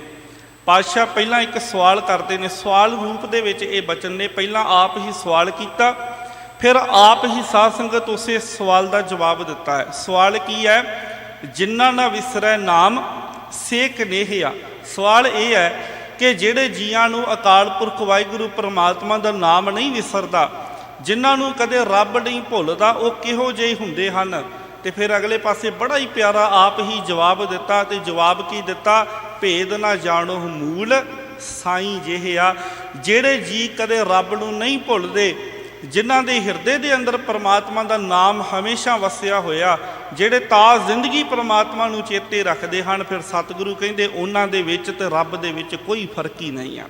ਸਾਈਂ ਜਿਹੇ ਆ, ਉਹ ਸਾਈਂ ਵਰਗੇ ਹੀ ਹਨ ਉਹਨਾਂ ਦੇ ਵਿੱਚ, ਤੇ ਸਾਈਂ ਦੇ ਵਿੱਚ ਪਰਮਾਤਮਾ ਦੇ ਵਿੱਚ ਫਿਰ ਹੋਰ ਕੋਈ ਫਰਕ ਨਹੀਂ ਰਹਿ ਜਾਂਦਾ। ਇਹ ਪਹਿਲੀ ਤਸਵੀਰ ਪੇਸ਼ ਕੀਤੀ ਹੈ ਪਹਿਲੇ ਸ਼ਲੋਕ ਦੇ ਅੰਦਰ ਗੁਰੂ ਅਰਜਨ ਦੇਵ ਪਾਤਸ਼ਾਹ ਜੀ ਨੇ, ਜੋ ਸੰਤ ਜਨਾਂ ਦਾ ਸਰੂਪ ਸਾਨੂੰ ਵਿਆਖਿਆ ਦੇ ਰੂਪ ਦੇ ਵਿੱਚ, ਸ਼ਬਦ ਦੇ ਰੂਪ ਦੇ ਵਿੱਚ ਬਖਸ਼ਿਆ। ਹੁਣ ਦੂਜੇ ਸ਼ਲੋਕ ਦੇ ਵਿੱਚ ਪਾਤਸ਼ਾਹ ਜੀ ਉਹਨਾਂ ਦਾ ਜ਼ਿਕਰ ਕਰ ਰਹੇ ਨੇ ਜਿਨ੍ਹਾਂ ਨੇ ਕੇਵਲ ਤੇ ਕੇਵਲ ਸੰਸਾਰ ਦੇ ਪਦਾਰਥਾਂ ਨੂੰ, ਸੰਸਾਰ ਦੇ ਜਿਹੜੇ ਪਦਾਰਥ, ਸੰਸਾਰ ਦੀ ਮੋਹ ਮਾਇਆ ਦੇ ਵਿੱਚ ਫਸ ਕੇ ਅਕਾਲ ਪੁਰਖ ਵਾਹਿਗੁਰੂ ਪਰਮਾਤਮਾ ਦੇ ਨਾਮ ਨੂੰ ਜਿਹੜੇ ਜੀਆਂ ਨੇ ਵਿਸਾਰ ਦਿੱਤਾ। ਪਾਤਸ਼ਾਹ ਬਚਨ ਕਰਕੇ ਸਮਝਾ ਰਹੇ ਨੇ, ਅੱਠੇ ਪੈਰ ਭੌਂਦਾ ਫਿਰੈ, ਖਾਵਣ ਸੰਦੜੈ ਸੂਲ। ਸੂਲ ਦਾ ਭਾਵ ਹੈ ਦੁੱਖ, ਸੰਦੜੇ ਦਾ ਭਾਵ ਹੈ ਦਾ। ਸਤਿਗੁਰੂ ਪਾਤਸ਼ਾਹ ਜੀ ਕਹਿੰਦੇ ਜਿਹੜੇ ਜੀਵ ਅਕਾਲ ਪੁਰਖ ਵਾਹਿਗੁਰੂ ਪਰਮਾਤਮਾ ਨੂੰ ਵਿਸਾਰ ਦਿੰਦੇ, ਜਿਨ੍ਹਾਂ ਨੇ ਰੱਬ ਨੂੰ ਭੁਲਾ ਦਿੱਤਾ, ਉਸ ਮਾਲਕ ਨੂੰ ਭੁਲਾ ਦਿੱਤਾ, ਜਿਨ੍ਹਾਂ ਦੇ ਜੀਵਨ ਦੇ ਵਿੱਚ ਬੰਦਗੀ ਨਹੀਂ, ਸਿਮਰਨ ਨਹੀਂ, ਸੰਗਤ ਨਹੀਂ, ਸੇਵਾ ਨਹੀਂ, ਜਿਨ੍ਹਾਂ ਦੇ ਜੀਵਨ ਦੇ ਵਿੱਚ ਇੱਦਾਂ ਦਾ ਕੋਈ ਵੀ ਗੁਣ ਨਹੀਂ, ਉਹ ਅੱਠੇ ਪੈਰ ਭਟਕਦੇ ਰਹਿੰਦੇ ਹਨ। ਅੱਠੇ ਪੈਰ ਦਾ ਭਾਵ ਹਰ ਵਕਤ ਉਹਨਾਂ ਦਾ ਮਨ ਦੌੜਦਾ ਰਹਿੰਦਾ। ਕਾਹਦੇ ਪਿੱਛੇ ਦੌੜਦਾ ਰਹਿੰਦਾ? ਸੰਸਾਰ ਦੇ ਪਦਾਰਥਾਂ ਦੇ ਵਿੱਚ। ਸਰੀਰ ਤਾਂ ਕਈ ਵਾਰ ਉਹਨਾਂ ਦਾ ਟਿਕਾਓ ਦੇ ਵਿੱਚ ਹੁੰਦਾ ਆ, ਪਰ ਮਨ ਤਾਂ ਵੀ ਦੌੜਦਾ ਰਹਿੰਦਾ। ਸਾਧ ਸੰਗਤ ਜਦੋਂ ਮਨੁੱਖ ਦਾ ਚਿੱਤ ਮਾਇਆ ਦੇ ਵਿੱਚ ਫਸ ਜਾਵੇ ਨਾ, ਚਿੱਤ ਦਾ ਭਾਵ ਹੈ ਧਿਆਨ, ਸੁਰਤ। ਜਦੋਂ ਧਿਆਨ ਪਦਾਰਥਾਂ ਦੇ ਵਿੱਚ ਫਸ ਜਾਵੇ, ਚਿੱਤ ਪਦਾਰਥਾਂ ਦੇ ਵਿੱਚ ਫਸ ਜਾਵੇ ਸਾਧ ਸੰਗਤ, ਫਿਰ ਉਸ ਸਮੇਂ ਸਰੀਰ ਤਾਂ ਭਾਵੇਂ ਟਿਕ ਜਾਂਦਾ, ਸਰੀਰ ਤਾਂ ਭਾਵੇਂ ਟਿਕ ਕੇ ਕਈ ਵਾਰ ਜ਼ੁਬਾਨ ਦੇ ਨਾਲ ਇਨਸਾਨ ਬਾਣੀ ਦਾ ਪਾਠ ਵੀ ਕਰ ਰਿਹਾ ਹੁੰਦਾ, ਸਰੀਰ ਦੇ ਵਿੱਚ ਟਿਕਿਆ ਹੋਇਆ ਕਈ ਵਾਰ ਚੌਂਕੜਾ ਮਾਰ ਕੇ ਸੰਗਤ ਦੇ ਵਿੱਚ ਵੀ ਜੁੜਿਆ ਬੈਠਾ ਹੁੰਦਾ, ਪਰ ਜੇ ਮਨ ਨਾ ਟਿਕਿਆ ਹੋਵੇ ਤੇ ਮਨ ਪਦਾਰਥਾਂ ਦੀ ਦੌੜ ਭੱਜ ਦੇ ਵਿੱਚ ਪਤਾ ਹੀ ਨਹੀਂ ਕਿੱਥੇ ਕਿੱਥੇ ਸੌਦੇਬਾਜ਼ੀਆਂ ਕਰਨ ਡਿਆ ਹੁੰਦਾ। ਇਹ ਹੈ ਮਾਇਆ ਦੀ ਦੌੜ, ਇਹ ਹੈ ਪਦਾਰਥਾਂ ਦੀ ਦੌੜ। ਇਸ ਦੌੜ ਦੇ ਵਿੱਚ ਜੀਵ ਕਦੋਂ ਫਸਦਾ? ਜਦੋਂ ਪਰਮਾਤਮਾ ਦੇ ਨਾਮ ਨੂੰ ਵਿਸਾਰ ਦਿੰਦਾ। ਜਿਹੜੇ ਪਰਮਾਤਮਾ ਨੂੰ ਚੇਤੇ ਵਿੱਚ ਰੱਖਦੇ ਹਨ, ਉਹ ਕਦੇ ਇਸ ਦੌੜ ਦੇ ਵਿੱਚ, ਉਹ ਇਸ ਭਟਕਣਾ ਦੇ ਵਿੱਚ ਨਹੀਂ ਪੈਂਦੇ। ਉਹ ਹਮੇਸ਼ਾ ਹੀ ਟਿਕਾਓ ਦੇ ਵਿੱਚ ਰਹਿੰਦੇ ਹਨ, ਹਮੇਸ਼ਾ ਹੀ ਆਨੰਦ ਖਿੜਾਓ ਦੇ ਵਿੱਚ ਰਹਿੰਦੇ ਨੇ। ਪਰ ਜਿਹੜੇ ਪਰਮਾਤਮਾ ਨੂੰ ਵਿਸਾਰ ਦਿੰਦੇ, ਉਹ ਸਦਾ ਹੀ ਸਾਧ ਸੰਗਤ ਜੀ ਇਸੇ ਭਟਕਣਾ ਦੇ ਵਿੱਚ ਰਹਿੰਦੇ ਹਨ। ਗੁਰੂ ਗ੍ਰੰਥ ਸਾਹਿਬ ਪਾਤਸ਼ਾਹ ਜੀ ਦੇ ਅੰਦਰ ਤਿੰਨ ਬਾਣੀਆਂ ਇਕੱਠੀਆਂ ਆਈਆਂ ਹਨ ਜਿਨ੍ਹਾਂ ਦਾ ਸਿਰਲੇਖ ਹੈ ਸੁਚੱਜੀ, ਕੁਚੱਜੀ, ਗੁਣਵੰਤੀ। ਇਸਤਰੀ ਰੂਪ ਦੇ ਵਿੱਚ ਜੀਵ ਨੂੰ ਬਿਆਨ ਕਰਕੇ ਸਤਿਗੁਰੂ ਪਾਤਸ਼ਾਹ ਜੀ ਨੇ ਪਹਿਲਾਂ ਉੱਥੇ ਜੁੜਿਆਂ ਹੋਇਆਂ ਦੀ ਵਿਆਖਿਆ ਕੀਤੀ ਹੈ ਤੇ ਉਸ ਬਾਣੀ ਦਾ ਨਾਮ ਹੈ ਸੁਚੱਜੀ, ਭਾਵ ਕਿ ਜਿਹਦੇ ਸੁਚੱਜੇ ਕਰਮ ਹਨ, ਸੁਚੱਜੇ ਲੱਖਣ ਹਨ। ਤੇ ਫਿਰ ਅਗਲੀ ਬਾਣੀ ਹੈ ਕੁਚੱਜੀ। ਕੁਚੱਜੀ ਦਾ ਭਾਵ ਹੈ ਜਿਹਨੂੰ ਚੰਗਾ ਢੰਗ ਤਰੀਕਾ ਨਹੀਂ ਜੀਵਨ ਦਾ, ਜਿਹਦੇ ਕੋਲ ਜ਼ਿੰਦਗੀ ਗੁਜ਼ਾਰਨ ਦਾ ਚੰਗਾ ਢੰਗ ਤਰੀਕਾ ਨਹੀਂ ਹੈ। ਤੇ ਜਦੋਂ ਕੁਚੱਜੀ ਦੀ ਗੱਲ ਕੀਤੀ ਹੈ ਤੇ ਕੁਚੱਜੀ ਦੇ ਲੱਛਣ ਬਿਆਨ ਕਰਦਿਆਂ ਹੋਇਆਂ ਪਾਤਸ਼ਾਹ ਬਾਣੀ ਦੇ ਅੰਦਰ ਬਚਨ ਕਰਦੇ ਹਨ, ਸੋਇਨਾ ਰੂਪਾ ਰੰਗੁਲਾ ਮੋਤੀ ਤੈ ਮਾਣਕ ਜੀਓ, ਸੇ ਵਸਤੂ ਸ਼ਹਿ ਦਿੱਤੀਆਂ ਮੈਂ ਤਿੰਨ ਸਿਉ ਲਾਇਆ ਚਿੱਤ ਜੀਓ। ਕੁਚੱਜੀ ਇਹ ਬੇਨਤੀ ਕਰਦੀ ਹੈ ਜਿਹੜਾ ਜੀਵ ਪਰਮਾਤਮਾ ਦੇ ਨਾਮ ਤੋਂ ਟੁੱਟਿਆ ਹੋਇਆ, ਇਹ ਉਹਦੀ ਵਿਆਖਿਆ ਹੋ ਰਹੀ ਹੈ ਸਾਧ ਸੰਗਤ। ਉਹਦੀ ਵਿਆਖਿਆ ਕੀ ਹੈ? ਉਹਦਾ ਰੂਪ ਕਿਵੇਂ ਦਾ ਹੁੰਦਾ, ਉਹਦਾ ਜੀਵਨ ਕਿਵੇਂ ਦਾ ਹੁੰਦਾ, ਉਹ ਕਿਹੜੇ ਪਦਾਰਥਾਂ ਵਿੱਚ ਫਸਿਆ ਹੁੰਦਾ। ਸੋਇਨਾ ਰੂਪਾ ਰੰਗਲਾ ਮੋਤੀ ਤੈ ਮਾਣਕ ਜੀਓ। ਆ ਸੰਸਾਰ ਦੇ ਸਾਰੇ ਹੀ ਮਾਇਕ ਪਦਾਰਥ ਜਿਹੜੇ ਦਿੱਤੇ ਤੇ ਪਰਮਾਤਮਾ ਨਹੀਂ ਹੈ, ਸੇ ਵਸਤੂ ਸ਼ਹਿ ਦਿੱਤੀਆਂ, ਕਿਸੇ ਹੋਰ ਨੇ ਨਹੀਂ ਦਿੱਤੀਆਂ ਉਸ ਅਕਾਲ ਪੁਰਖ ਵਾਹਿਗੁਰੂ ਪਰਮਾਤਮਾ ਨੇ ਹੀ ਹੈ। ਪਰ ਇਹਨਾਂ ਵਸਤੂਆਂ ਦੇ ਮੋਹ ਦੇ ਵਿੱਚ ਫਸਿਆ ਹੋਇਆ ਜੀਵ ਉਸ ਅਕਾਲ ਪੁਰਖ ਵਾਹਿਗੁਰੂ ਪਰਮਾਤਮਾ ਨੂੰ ਵਿਸਾਰ ਦਿੰਦਾ। ਸੇ ਵਸਤੂ ਸ਼ਹਿ ਦਿੱਤੀਆਂ ਮੈਂ ਤਿੰਨ ਸਿਉ ਲਾਇਆ ਚਿੱਤ ਜੀਓ। ਵਸਤੂਆਂ ਨੂੰ ਭੋਗਣਾ ਸੀ ਤੇ ਚਿੱਤ ਪਰਮਾਤਮਾ ਦੇ ਵਿੱਚ ਜੋੜ ਕੇ ਰੱਖਣਾ ਸੀ, ਪਰ ਸਮੱਸਿਆ ਉਦੋਂ ਖੜੀ ਹੋ ਗਈ ਜਦੋਂ ਚਿੱਤ ਵਸਤੂਆਂ ਦੇ ਵਿੱਚ ਜੁੜ ਗਿਆ। ਸੁਰਤ ਜਿਹੜੀ ਆ ਸਾਧ ਸੰਗਤ, ਧਿਆਨ ਚਿੱਤ। ਆਪ ਜੀ ਕਈ ਵਾਰ ਖਿਆਲ ਕਰੋ, ਸਾਨੂੰ ਗਿਆਨ ਵੀ ਹੁੰਦਾ ਆ, ਅਸੀਂ ਕਿਸੇ ਰਸਤੇ ਤੇ ਜਾ ਰਹੇ ਹਾਂ ਨਾ, ਸਾਨੂੰ ਪਤਾ ਆ ਕਿ ਇੱਕ ਕੱਟ ਆਏਗਾ, ਇੱਕ ਚੌਂਕ ਆਏਗਾ ਜਾਂ ਟੀ ਪੁਆਇੰਟ ਆਏਗਾ, ਅਸੀਂ ਉੱਥੋਂ ਇਸ ਪਾਸੇ ਨੂੰ ਮੁੜਾਂਗੇ ਤੇ ਆਪਣੀ ਮੰਜ਼ਿਲ ਤੇ ਪਹੁੰਚ ਜਾਵਾਂਗੇ। ਸਾਨੂੰ ਪਤਾ ਆ, ਸਾਨੂੰ ਗਿਆਨ ਹੈ, ਨੌਲੇਜ ਹੈ, ਜਾਣਕਾਰੀ ਹੈ। ਪਰ ਕਈ ਵਾਰ ਕੀ ਹੁੰਦਾ ਕਿ ਅਸੀਂ ਉਸ ਮੋੜ ਨੂੰ ਨਹੀਂ ਮੁੜਦੇ, ਕਿੰਨਾ ਹੀ ਅੱਗੇ ਲੰਘ ਜਾਂਦੇ ਆ ਤੇ ਫਿਰ ਅੱਗੇ ਜਾ ਕੇ ਸਾਨੂੰ ਚੇਤਾ ਆਉਂਦਾ ਕਿ ਜਿਹੜੇ ਮੋੜ ਤੋਂ ਮੈਂ ਮੁੜਨਾ ਸੀ, ਜਿਹੜੀ ਮੇਰੀ ਮੰਜ਼ਿਲ ਨੂੰ ਜਿਹੜਾ ਰਾਹ ਜਾਂਦਾ ਸੀ, ਉਹ ਤੇ ਕਿਤੇ ਪਿੱਛੇ ਰਹਿ ਗਿਆ, ਮੈਂ ਤਾਂ ਕਿਸੇ ਹੋਰ ਹੀ ਪਾਸੇ ਆ ਗਿਆ। ਹੁਣ ਵੇਖੋ, ਗਿਆਨ ਤਾਂ ਕੋਲ ਹੈ, ਪਰ ਇਕੱਲੇ ਗਿਆਨ ਦੇ ਨਾਲ ਵੀ ਗੱਲ ਨਹੀਂ ਬਣਦੀ। ਇਕੱਲੀ ਨੌਲੇਜ, ਇਕੱਲੇ ਗਿਆਨ ਦੇ ਨਾਲ ਗੱਲ ਨਹੀਂ ਬਣਦੀ। ਗਿਆਨ ਦੇ ਨਾਲ ਚਿੱਤ ਧਿਆਨ ਹੋਣਾ ਵੀ ਬੜਾ ਜ਼ਰੂਰੀ ਹੈ। ਸੁਰਤ ਟਿਕਾਓ ਦੇ ਵਿੱਚ ਹੋਣੀ ਬੜੀ ਜ਼ਰੂਰੀ ਹੈ। ਸਾਧ ਸੰਗਤ ਸੰਸਾਰ ਦੇ ਇਹ ਜਿਹੜੇ ਪਦਾਰਥ ਪਰਮਾਤਮਾ ਨੇ ਹੀ ਪੈਦਾ ਕੀਤੇ ਹੋਏ, ਉਸ ਮਾਲਿਕ ਨੇ ਹੀ ਇਨਸਾਨ ਨੂੰ ਵਰਤਣ ਵਾਸਤੇ ਦਿੱਤੇ ਹੋਏ ਨੇ। ਪਰ ਇਨਸਾਨ ਇੱਥੇ ਆ ਕੇ ਇਹਨਾਂ ਪਦਾਰਥਾਂ ਦੇ ਮੋਹ ਵਿੱਚ ਫਸਿਆ ਹੋਇਆ, ਮੰਦਰ ਮਿੱਟੀ ਸੰਦੜੇ ਪੱਥਰ ਕੀਤੇ ਰਾਸ ਜੀਓ, ਹਉ ਇੰਨੀ ਟੋਲੀ ਭੁੱਲੀਅਸ ਤਿਸ ਕੰਤ ਨਾ ਬੈਠੀ ਪਾਸ ਜੀਓ। ਕੁਚੱਜੀ ਦੇ ਲੱਛਣ, ਅਕਾਲ ਪੁਰਖ ਵਾਹਿਗੁਰੂ ਪਰਮਾਤਮਾ ਨੇ ਇਹ ਮੰਦਰ ਮਹਿਲ ਮਾੜੀਆਂ ਦਿੱਤੀਆਂ, ਘਰ ਬਾਰ ਦਿੱਤਾ, ਚੰਗਾ ਪਰਿਵਾਰ ਦਿੱਤਾ, ਪਰ ਹੋਇਆ ਕੀ? ਕਰਨਾ ਕੀ ਚਾਹੀਦਾ ਸੀ ਕਿ ਇਸ ਘਰ ਪਰਿਵਾਰ ਦੇ ਵਿੱਚ ਰਹਿੰਦਿਆਂ ਹੋਇਆਂ ਜੇ ਮਾਲਕ ਨੇ ਚੰਗਾ ਮਹਿਲ ਬਖਸ਼ਿਆ, ਚੰਗੀ ਕੋਠੀ ਬਖਸ਼ੀ ਹੈ, ਇਸ ਚੰਗੀ ਕੋਠੀ ਦੇ ਵਿੱਚ ਰਹਿੰਦਿਆਂ ਹੋਇਆਂ ਮੈਂ ਉਸ ਪਰਮਾਤਮਾ ਨੂੰ ਚੇਤੇ ਵਿੱਚ ਰੱਖਦਾ, ਫਿਰ ਤਾਂ ਇਹ ਕੋਠੀ ਸਫਲੀ ਸੀ। ਜੇ ਪਰਮਾਤਮਾ ਨੇ ਕਿਰਪਾ ਕੀਤੀ, ਚੰਗੀ ਮਹਿੰਗੀ ਵੱਡੀ ਗੱਡੀ ਦਿੱਤੀ ਹੈ, ਇਸ ਗੱਡੀ ਨੂੰ ਜਦੋਂ ਵੀ ਮੈਂ ਡਰਾਈਵ ਕਰਦਾ, ਜਦੋਂ ਵੀ ਇਹਦੇ ਵਿੱਚ ਬੈਠਾ ਹੁੰਦਾ, ਮੈਨੂੰ ਪਰਮਾਤਮਾ ਚੇਤੇ ਵਿੱਚ ਹੁੰਦਾ। ਪਰ ਮੈਨੂੰ ਤੇ ਗੱਡੀ ਦੇ ਹੰਕਾਰ ਦੇ ਵਿੱਚ ਹੁਣ ਪਰਮਾਤਮਾ ਦਾ ਹੀ ਚੇਤਾ ਭੁੱਲ ਗਿਆ। ਪਰਮਾਤਮਾ ਨੇ ਕਿਰਪਾ ਕੀਤੀ, ਮੈਨੂੰ ਬੜਾ ਗਿਆਨ ਦਿੱਤਾ, ਬੜਾ ਉੱਚਾ ਰੁਤਬਾ ਦਿੱਤਾ। ਚਾਹੀਦਾ ਤਾਂ ਇਹ ਸੀ ਕਿ ਮੈਂ ਉਸ ਉੱਚੇ ਰੁਤਬੇ 'ਤੇ ਬੈਠਾ ਹੋਇਆ ਪਰਮਾਤਮਾ ਨੂੰ ਆਪਣੇ ਚੇਤੇ ਦੇ ਵਿੱਚ ਰੱਖਦਾ, ਪਰ ਹੋਇਆ ਕੀ? ਪਰਮਾਤਮਾ ਨੂੰ ਆਪਣੀ ਚੇਤੇ ਦੇ ਵਿੱਚੋਂ ਵਿਸਾਰ ਦਿੱਤਾ। ਉਸ ਉੱਚੇ ਰੁਤਬੇ 'ਤੇ ਬੈਠਾ ਹੋਇਆ ਮੈਂ ਮੋਹ ਮਾਇਆ ਦੇ ਵਿੱਚ, ਲਾਲਚਾਂ ਦੇ ਵਿੱਚ ਫਸਿਆ ਹੋਇਆ ਅਜੇ ਵੀ ਭਟਕ ਰਿਹਾ। ਸਾਧ ਸੰਗਤ, ਇਹ ਭਟਕਣਾ ਜਿਹੜੀ ਪਦਾਰਥਾਂ ਦੇ ਕਰਕੇ ਦਿੱਤੇ ਪਰਮਾਤਮਾ ਨੇ, ਦਿੱਤੇ ਇਨਸਾਨ ਨੂੰ ਖਰਚਣ ਵਾਸਤੇ, ਭੋਗਣ ਵਾਸਤੇ, ਪਰ ਇਹ ਪਦਾਰਥ ਸਾਧਨ ਦੇ ਰੂਪ ਦੇ ਵਿੱਚ ਸਨ। ਇਹਨਾਂ ਨੂੰ ਵਰਤਦਿਆਂ ਪਰਮਾਤਮਾ ਦੇ ਨਾਲ ਜੁੜਨਾ ਸੀ। ਜਿਵੇਂ ਇੱਕ ਬੇੜੀ ਹੈ, ਉਹ ਪਾਣੀ ਦੇ ਉੱਪਰ ਤੈਰਦੀ ਹੈ। ਸਾਧ ਸੰਗਤ ਖਿਆਲ ਕਰੋ, ਇੱਕ ਬੇੜੀ ਪਾਣੀ ਦੇ ਉੱਪਰ ਤੈਰਦੀ ਹੈ। ਹੁਣ ਉਹਨੂੰ ਤੈਰਨ ਵਾਸਤੇ ਪਾਣੀ ਵੀ ਚਾਹੀਦਾ ਆ। ਉਹ ਪਾਣੀ ਦੇ ਉੱਪਰ ਜੇਕਰ ਰਵੇਗੀ, ਪਾਣੀ ਦੇ ਉੱਪਰ ਤੈਰਦੀ ਸਾਧ ਸੰਗਤ ਜੀ ਦੂਜੇ ਪਾਰ ਲੰਘ ਜਾਵੇਗੀ। ਜਿਹੜੇ ਮੁਸਾਫਰ ਉਸ ਬੇੜੀ ਤੇ ਚੜ੍ਹੇ ਹੋਣਗੇ ਉਹ ਵੀ ਪਾਰ ਲੱਗ ਜਾਣਗੇ, ਪਰ ਜੇਕਰ ਕਿਤੇ ਪਾਣੀ ਉਸ ਬੇੜੀ ਦੇ ਅੰਦਰ ਆ ਗਿਆ, ਉਹ ਬੇੜੀ ਡੁੱਬ ਜਾਵੇਗੀ। ਇਹ ਸੰਸਾਰ ਦੀ ਮੋਹ ਮਾਇਆ, ਸੰਸਾਰ ਦੇ ਪਦਾਰਥ ਇਹ ਪਾਣੀ ਦੇ ਵਾਂਗ, ਇੱਕ ਸਾਧਨ ਦੇ ਵਾਂਗ ਨੇ। ਇਹਨਾਂ ਨੂੰ ਵਰਤਦਿਆਂ ਹੋਇਆਂ ਆਪਣੇ ਮਨ ਦੀ ਬੇੜੀ ਜਿਹੜੀ ਸੀ ਨਾ, ਉਹ ਉੱਪਰ ਰੱਖਣੀ ਸੀ। ਇਹਨਾਂ ਨੂੰ ਵਰਤਦਿਆਂ ਹੋਇਆਂ ਆਪਣੀ ਜ਼ਿੰਦਗੀ ਨੂੰ ਚਲਾਏਮਾਨ ਰੱਖਦਿਆਂ ਹੋਇਆਂ ਪਾਰ ਲੰਘਣਾ ਸੀ, ਪਰਮਾਤਮਾ ਦੇ ਨਾਮ ਦੇ ਨਾਲ ਜੁੜਨਾ ਸੀ। ਪਰ ਹੋਇਆ ਕੀ ਕਿ ਇਹ ਪਦਾਰਥਾਂ ਰੂਪ ਪਾਣੀ ਮਨ ਦੀ ਬੇੜੀ ਦੇ ਵਿੱਚ ਆ ਕੇ ਵੜ ਗਿਆ। ਜਦੋਂ ਮਨ ਦੀ ਬੇੜੀ ਦੇ ਵਿੱਚ ਇਹ ਪਦਾਰਥਾਂ ਦਾ ਪਾਣੀ ਆ ਕੇ ਵੜ ਗਿਆ ਤੇ ਫਿਰ ਮਨ ਦੀ ਬੇੜੀ ਉੱਥੇ ਹੀ ਬੈਠ ਗਈ, ਮਨ ਦੀ ਬੇੜੀ ਉੱਥੇ ਹੀ ਡੁੱਬ ਗਈ, ਪਦਾਰਥਾਂ ਦੇ ਵਿੱਚ ਡੁੱਬ ਗਈ। ਸਾਧ ਸੰਗਤ, ਭਾਈ ਗੁਰਦਾਸ ਜੀ ਦੇ ਬੜੇ ਪਿਆਰੇ ਬਚਨ ਹਨ। ਭਾਈ ਗੁਰਦਾਸ ਜੀ ਕਹਿੰਦੇ, ਦਿੱਤੇ ਸਾਰੇ ਪਦਾਰਥ ਰੱਬ ਨੇ, ਪ੍ਰਮਾਤਮਾ ਨੇ ਤੈਨੂੰ ਵਰਤਣ ਵਾਸਤੇ, ਪਰ ਜਦੋਂ ਤੂੰ ਆਇਆ ਸਾਂ ਨਾ ਸੰਸਾਰ ਤੇ ਪ੍ਰਮਾਤਮਾ ਦੇ ਨਾਲ ਇੱਕ ਪ੍ਰੋਮਿਸ, ਇੱਕ ਵਾਅਦਾ ਕਰਕੇ ਆਇਆ ਸਾਂ। ਅਸਨ ਬਸਨ ਸੰਗ ਲੀਨੇ ਉਹ ਬਚਨ ਕੀਨੇ, ਜਨਮ ਲੈ ਸਾਧ ਸੰਗ ਸ੍ਰੀ ਗੁਰ ਅਰਾਧ ਹੈ। ਕਹਿੰਦੇ ਇੱਕ ਵਾਅਦਾ ਕਰਕੇ ਆਇਆ ਸਾਂ, ਪ੍ਰਮਾਤਮਾ ਨੇ ਤੈਨੂੰ ਇਸ ਸੰਸਾਰ ਤੇ ਆਉਣ ਲੱਗੇ ਨੂੰ ਅਸਨ ਬਸਨ ਦਿੱਤੇ, ਭਾਵ ਕਿ ਤੈਨੂੰ ਖਾਣ ਪੀਣ ਵਾਸਤੇ ਪਦਾਰਥ ਦਿੱਤੇ, ਸਰੀਰ ਦੀ ਲੋੜ ਵਾਸਤੇ ਤੈਨੂੰ ਜੋ ਕੁਝ ਚਾਹੀਦਾ ਉਹ ਪ੍ਰਮਾਤਮਾ ਨੇ ਤੇਰੇ ਆਉਣ ਤੋਂ ਪਹਿਲਾਂ ਹੀ ਇਸ ਸੰਸਾਰ ਦੇ ਉੱਪਰ ਰੱਖਿਆ। ਖਿਆਲ ਕਰੋ, ਮੈਂ ਅੱਗੇ ਵੀ ਕਈ ਵਾਰ ਬੇਨਤੀ ਕਰਦਾ ਹੁੰਨਾ ਕਿ ਬੱਚੇ ਦਾ ਜਨਮ ਅਜੇ ਬਾਅਦ ਵਿੱਚ ਹੁੰਦਾ ਆ, ਪਰ ਬੱਚੇ ਦੇ ਜਨਮ ਤੋਂ ਪਹਿਲਾਂ ਹੀ ਉਸ ਬੱਚੇ ਦੇ ਪੀਣ ਵਾਸਤੇ, ਉਹਦੇ ਵਰਤਣ ਵਾਸਤੇ ਮਾਂ ਦੀਆਂ ਛਾਤੀਆਂ ਦੇ ਅੰਦਰ ਪਰਮਾਤਮਾ ਦੁੱਧ ਦੇ ਦਿੰਦਾ ਆ। ਖੁਰਾਕ ਪਹਿਲਾਂ ਪਰਮਾਤਮਾ ਬਖਸ਼ਿਸ਼ ਕਰ ਦਿੰਦਾ, ਜਨਮ ਬਾਅਦ ਵਿੱਚ ਦਿੰਦਾ ਆ। ਸਾਧ ਸੰਗਤ, ਪਰਮਾਤਮਾ ਨੇ ਜੀਵ ਨੂੰ ਜਦੋਂ ਭੇਜਿਆ, ਅਸਨ ਬਸਨ ਸੰਗ ਲੀਨੇ, ਜੀਵ ਉੱਥੋਂ ਬੜਾ ਕੁਝ ਆਪਣੇ ਨਾਲ ਲੈ ਕੇ ਆਇਆ, ਪਰ ਨਾਲ ਹੀ ਇੱਕ ਬਚਨ ਕਰਕੇ ਆਇਆ, ਇੱਕ ਵਾਅਦਾ। ਉਹ ਬਚਨ ਕੀਨੇ, ਬਚਨ ਕੀ ਕੀਤੇ? ਜਨਮ ਲੈ ਸਾਧ ਸੰਗ ਸ੍ਰੀ ਗੁਰ ਅਰਾਧ ਹੈ, ਕਿ ਮੈਂ ਜਨਮ ਲੈ ਕੇ ਸਤ ਸੰਗਤ ਵਿੱਚ ਜੁੜਾਂਗਾ ਤੇ ਗੁਰੂ ਦੇ ਕੋਲੋਂ ਨਾਮ ਦੀ ਦਾਤ ਲੈ ਕੇ ਪ੍ਰਮਾਤਮਾ ਤੇਰੇ ਨਾਲ ਜੁੜਾਂਗਾ, ਤੇਰੀ ਭਗਤੀ ਕਰਾਂਗਾ, ਤੇਰੀ ਬੰਦਗੀ ਕਰਾਂਗਾ। ਪਰ ਹੋਇਆ ਕਿ ਇਹਾਂ ਆਏ, ਇਸ ਜਗਤ ਤੇ ਜਦੋਂ ਜੀਵ ਆਇਆ, ਇਹਾਂ ਆਏ ਦਾਤਾ ਬਿਸਰਾਏ, ਇਸ ਸੰਸਾਰ ਤੇ ਆ ਕੇ ਉਸ ਦਾਤੇ ਨੂੰ ਭੁਲਾ ਦਿੱਤਾ, ਉਸ ਮਾਲਕ ਨੂੰ ਭੁਲਾ ਦਿੱਤਾ ਜਿਨਨੇ ਭੇਜਿਆ। ਤੇ ਕਿਉਂ ਭੁਲਾ ਦਿੱਤਾ? ਇਹਾਂ ਆਏ ਦਾਤਾ ਬਿਸਰਾਏ, ਦਾਸੀ ਲਪਟਾਏ, ਪੰਚ ਦੂਤ ਭੂਤ ਭ੍ਰਮ ਭ੍ਰਮਤ ਅਸਾਧ ਹੈ।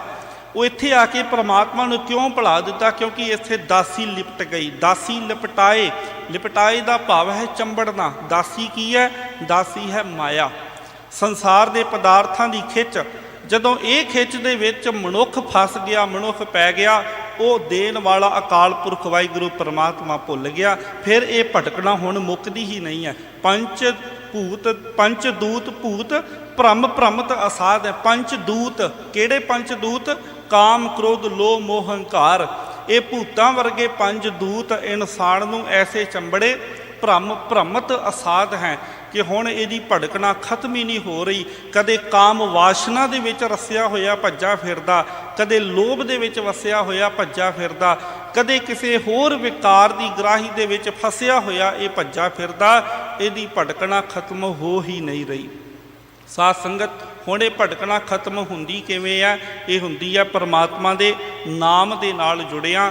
ਜਿਹੜੇ ਜੀਵ ਨਾਮ ਦੇ ਨਾਲ ਜੁੜ ਜਾਂਦੇ ਹਨ, ਜਿਹੜੇ ਜੀਵ ਪਰਮਾਤਮਾ ਦੇ ਨਾਮ ਦੇ ਨਾਲ ਸੰਗਤ ਦੇ ਵਿੱਚ ਜੁੜ ਕੇ ਗੁਰੂ ਦੇ ਕੋਲੋਂ ਨਾਮ ਦੀ ਦਾਤ ਲੈ ਲੈਂਦੇ ਨੇ। ਭਾਈ ਗੁਰਦਾਸ ਜੀ ਨੇ ਅੱਗੇ ਸਮਝਾ ਦਿੱਤਾ, ਅਵਸਰ ਹੋਏ ਹੈ ਬਤੀਤ, ਲੀਜੀਏ ਜਨਮ ਜੀਤ, ਕੀਜੀਏ ਸਾਧ ਸੰਗ ਪ੍ਰੀਤ, ਅਗਮ ਅਗਾਧ ਹੈ। ਤੇਰਾ ਅਵਸਰ ਲੰਘ ਰਿਹਾ, ਜੀਵਨ ਲੰਘਦਾ ਜਾ ਰਿਹਾ। ਇਸ ਵਾਸਤੇ ਸਤ ਸੰਗਤ ਦੇ ਵਿੱਚ ਜੁੜ, ਗੁਰੂ ਦੇ ਕੋਲੋਂ ਨਾਮ ਦੀ ਦਾਤ ਲੈ, ਨਾਮ ਦੀ ਦਾਤ ਲੈ ਕੇ ਇਹਨਾਂ ਪਦਾਰਥਾਂ ਦੀ ਭਟਕਣਾ ਦੇ ਵਿੱਚੋਂ, ਇਹਨਾਂ ਦੀ ਮੋਹ ਮਾਇਆ ਦੀ ਕੈਦ ਦੇ ਵਿੱਚੋਂ ਛੁੱਟ ਜਾ। ਨਹੀਂ ਤੇ ਕੀ ਹੋਵੇਗਾ? ਦੋਜਕ ਪਾਉਂਦਾ ਕਿਉਂ ਰਹਿ, ਜਾਂ ਚਿੱਤ ਨਾ ਹੋਏ ਰਸੂਲ। ਜੇ ਚਿੱਤ ਦੇ ਵਿੱਚ ਰੱਬ ਨਾ ਹੋਇਆ, ਰਸੂਲ ਪਰਮਾਤਮਾ ਗੁਰੂ ਨਾ ਹੋਇਆ, ਜਿਨ੍ਹਾਂ ਦੇ ਧਿਆਨ ਵਿੱਚ, ਚਿੱਤ ਵਿੱਚ, ਚੇਤੇ ਵਿੱਚ ਰੱਬ ਨਾ ਹੋਵੇ, ਉਹਨਾਂ ਨੂੰ ਦੋਜਕ ਵਿੱਚ ਪੈਣ ਤੋਂ ਫਿਰ ਕਿਵੇਂ ਬਚਾਇਆ ਜਾ ਸਕਦਾ? ਉਹ ਜੀਵ ਦੋਜਕ ਦੀ ਅੱਗ ਵਿੱਚ ਸੜਨ ਤੋਂ ਫਿਰ ਕਿਵੇਂ ਬਚ ਸਕਦੇ ਹਨ? ਪੌੜੀ ਤਿਸੈ ਸਰੇਵ ਹੋ ਪ੍ਰਾਣੀ ਹੋ, ਜਿਸ ਦਾ ਨਾਉ ਪੱਲੇ। ਹੁਣ ਇਸ ਅੱਗ ਵਿੱਚ ਪੈਣ ਤੋਂ ਕਿਵੇਂ ਬਚਿਆ ਜਾਵੇ? ਕਿਵੇਂ ਉਸ ਨਾਮ ਦੇ ਨਾਲ ਜੁੜਿਆ ਜਾਵੇ?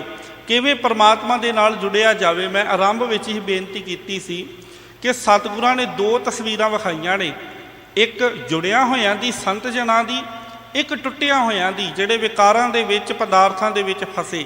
ਤੇ ਦੋਹਾਂ ਦੀ ਤਸਵੀਰ ਵਿਖਾ ਕੇ ਹੁਣ ਨਾਲ ਇਹ ਵੀ ਉਪਦੇਸ਼ ਦ੍ਰਿੜ ਕਰਵਾਇਆ ਕਿ ਅਸੀਂ ਆਪਣੇ ਮਨੁੱਖਾ ਜੀਵਨ ਨੂੰ ਸਫਲ ਕਿਵੇਂ ਕਰ ਸਕੀਏ। ਤੇ ਉਹਦਾ ਸਾਧ ਸੰਗਤ ਜੀ ਹੁਣ ਸਤਿਗੁਰੂ ਪਾਤਸ਼ਾਹ ਜੀ ਸਾਨੂੰ ਜੁਗਤੀ ਦੱਸ ਰਹੇ ਨੇ, ਢੰਗ ਤਰੀਕਾ ਦੱਸ ਰਹੇ ਨੇ।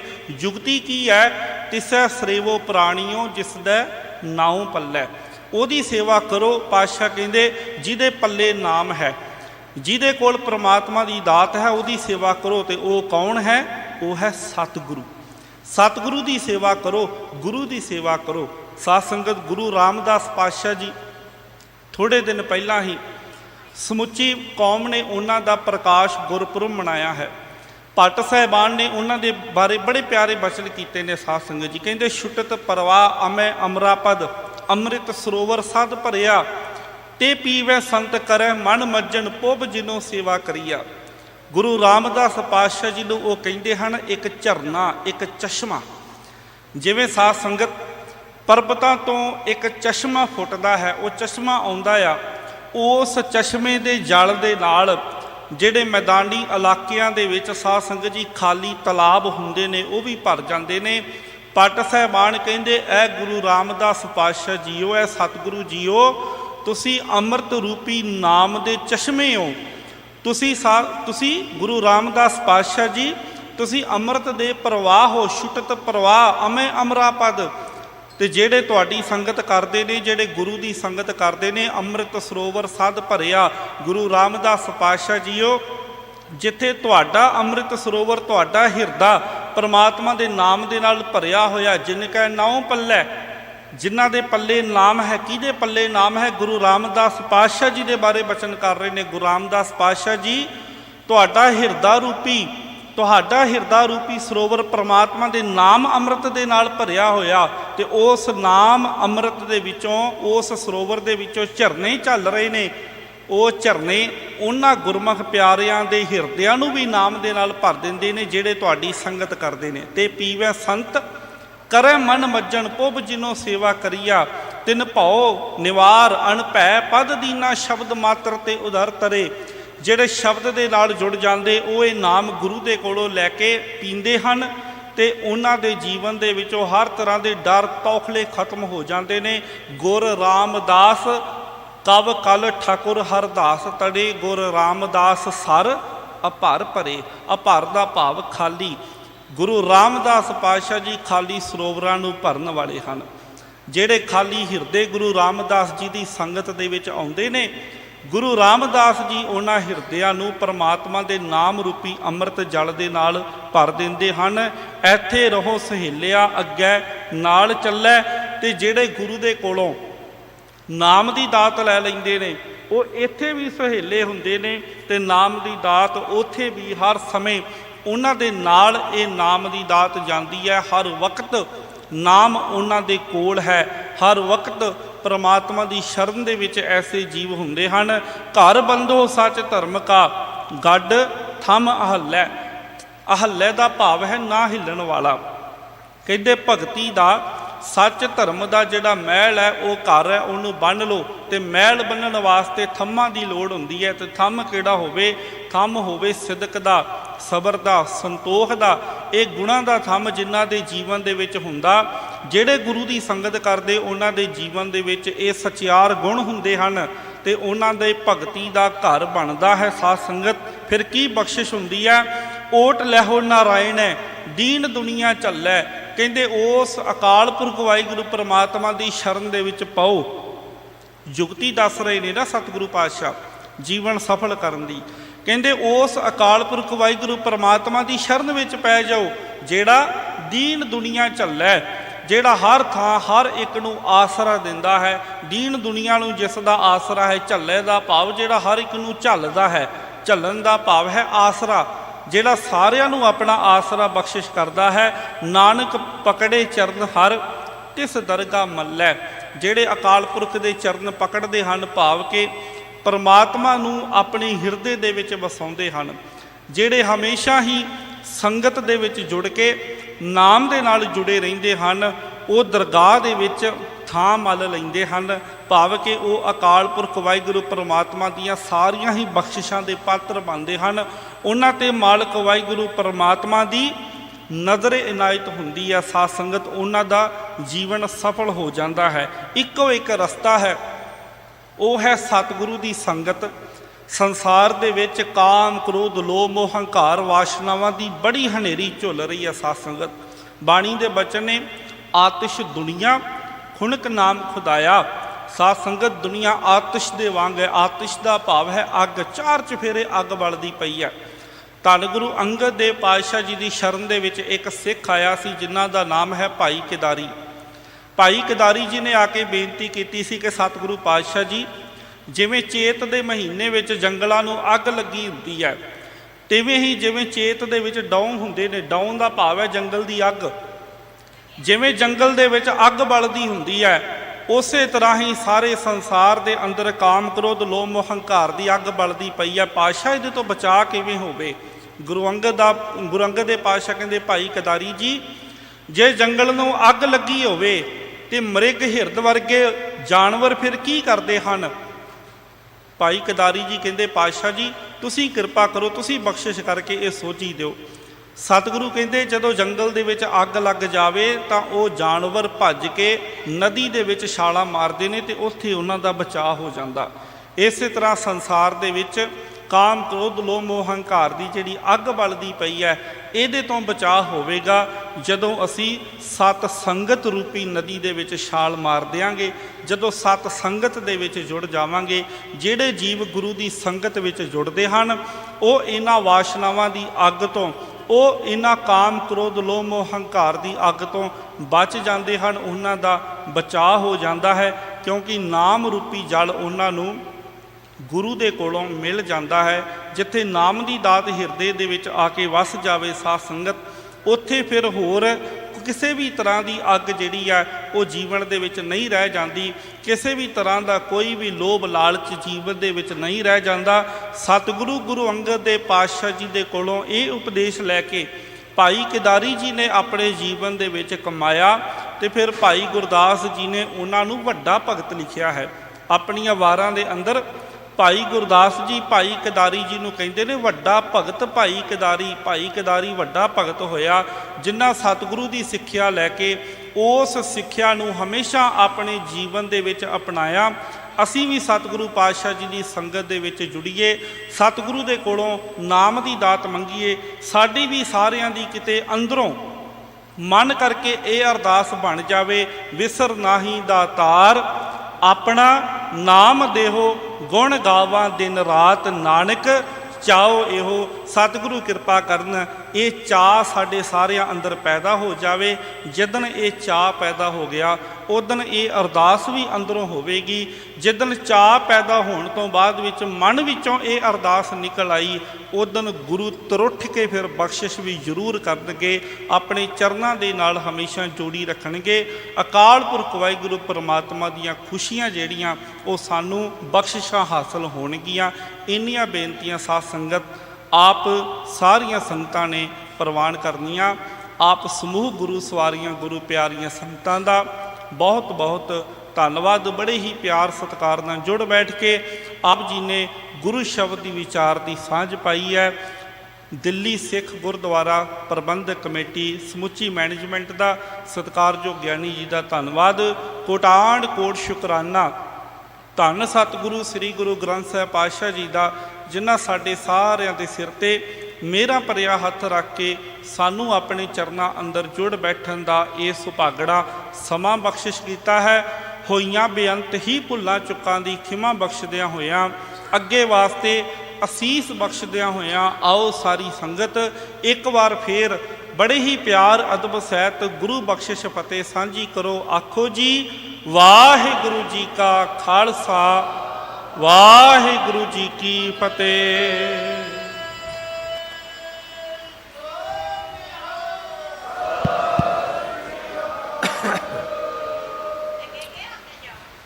ਰਾਮ ਕਲੀ ਮਹੱਲਾ ਤੀਜਾ। ਆਨੰਦ ਏਕ ਓੰਕਾਰ ਸਤਿਗੁਰ ਪ੍ਰਸਾਦ। ਆਨੰਦ ਭਇਆ ਮੇਰੀ ਮਾਏ, ਸਤਿਗੁਰੂ ਮੈਂ ਪਾਇਆ।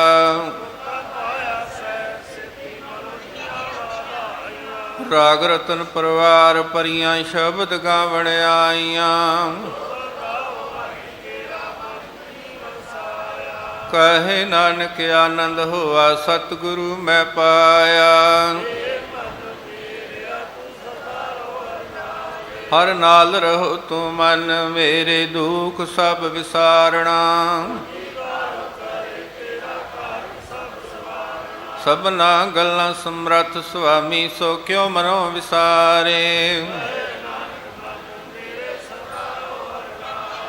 ਸਾਚੇ ਸਾਹਿਬਾ ਕਿਆ ਨਾਹੀ ਕਰ ਤੇਰੈ,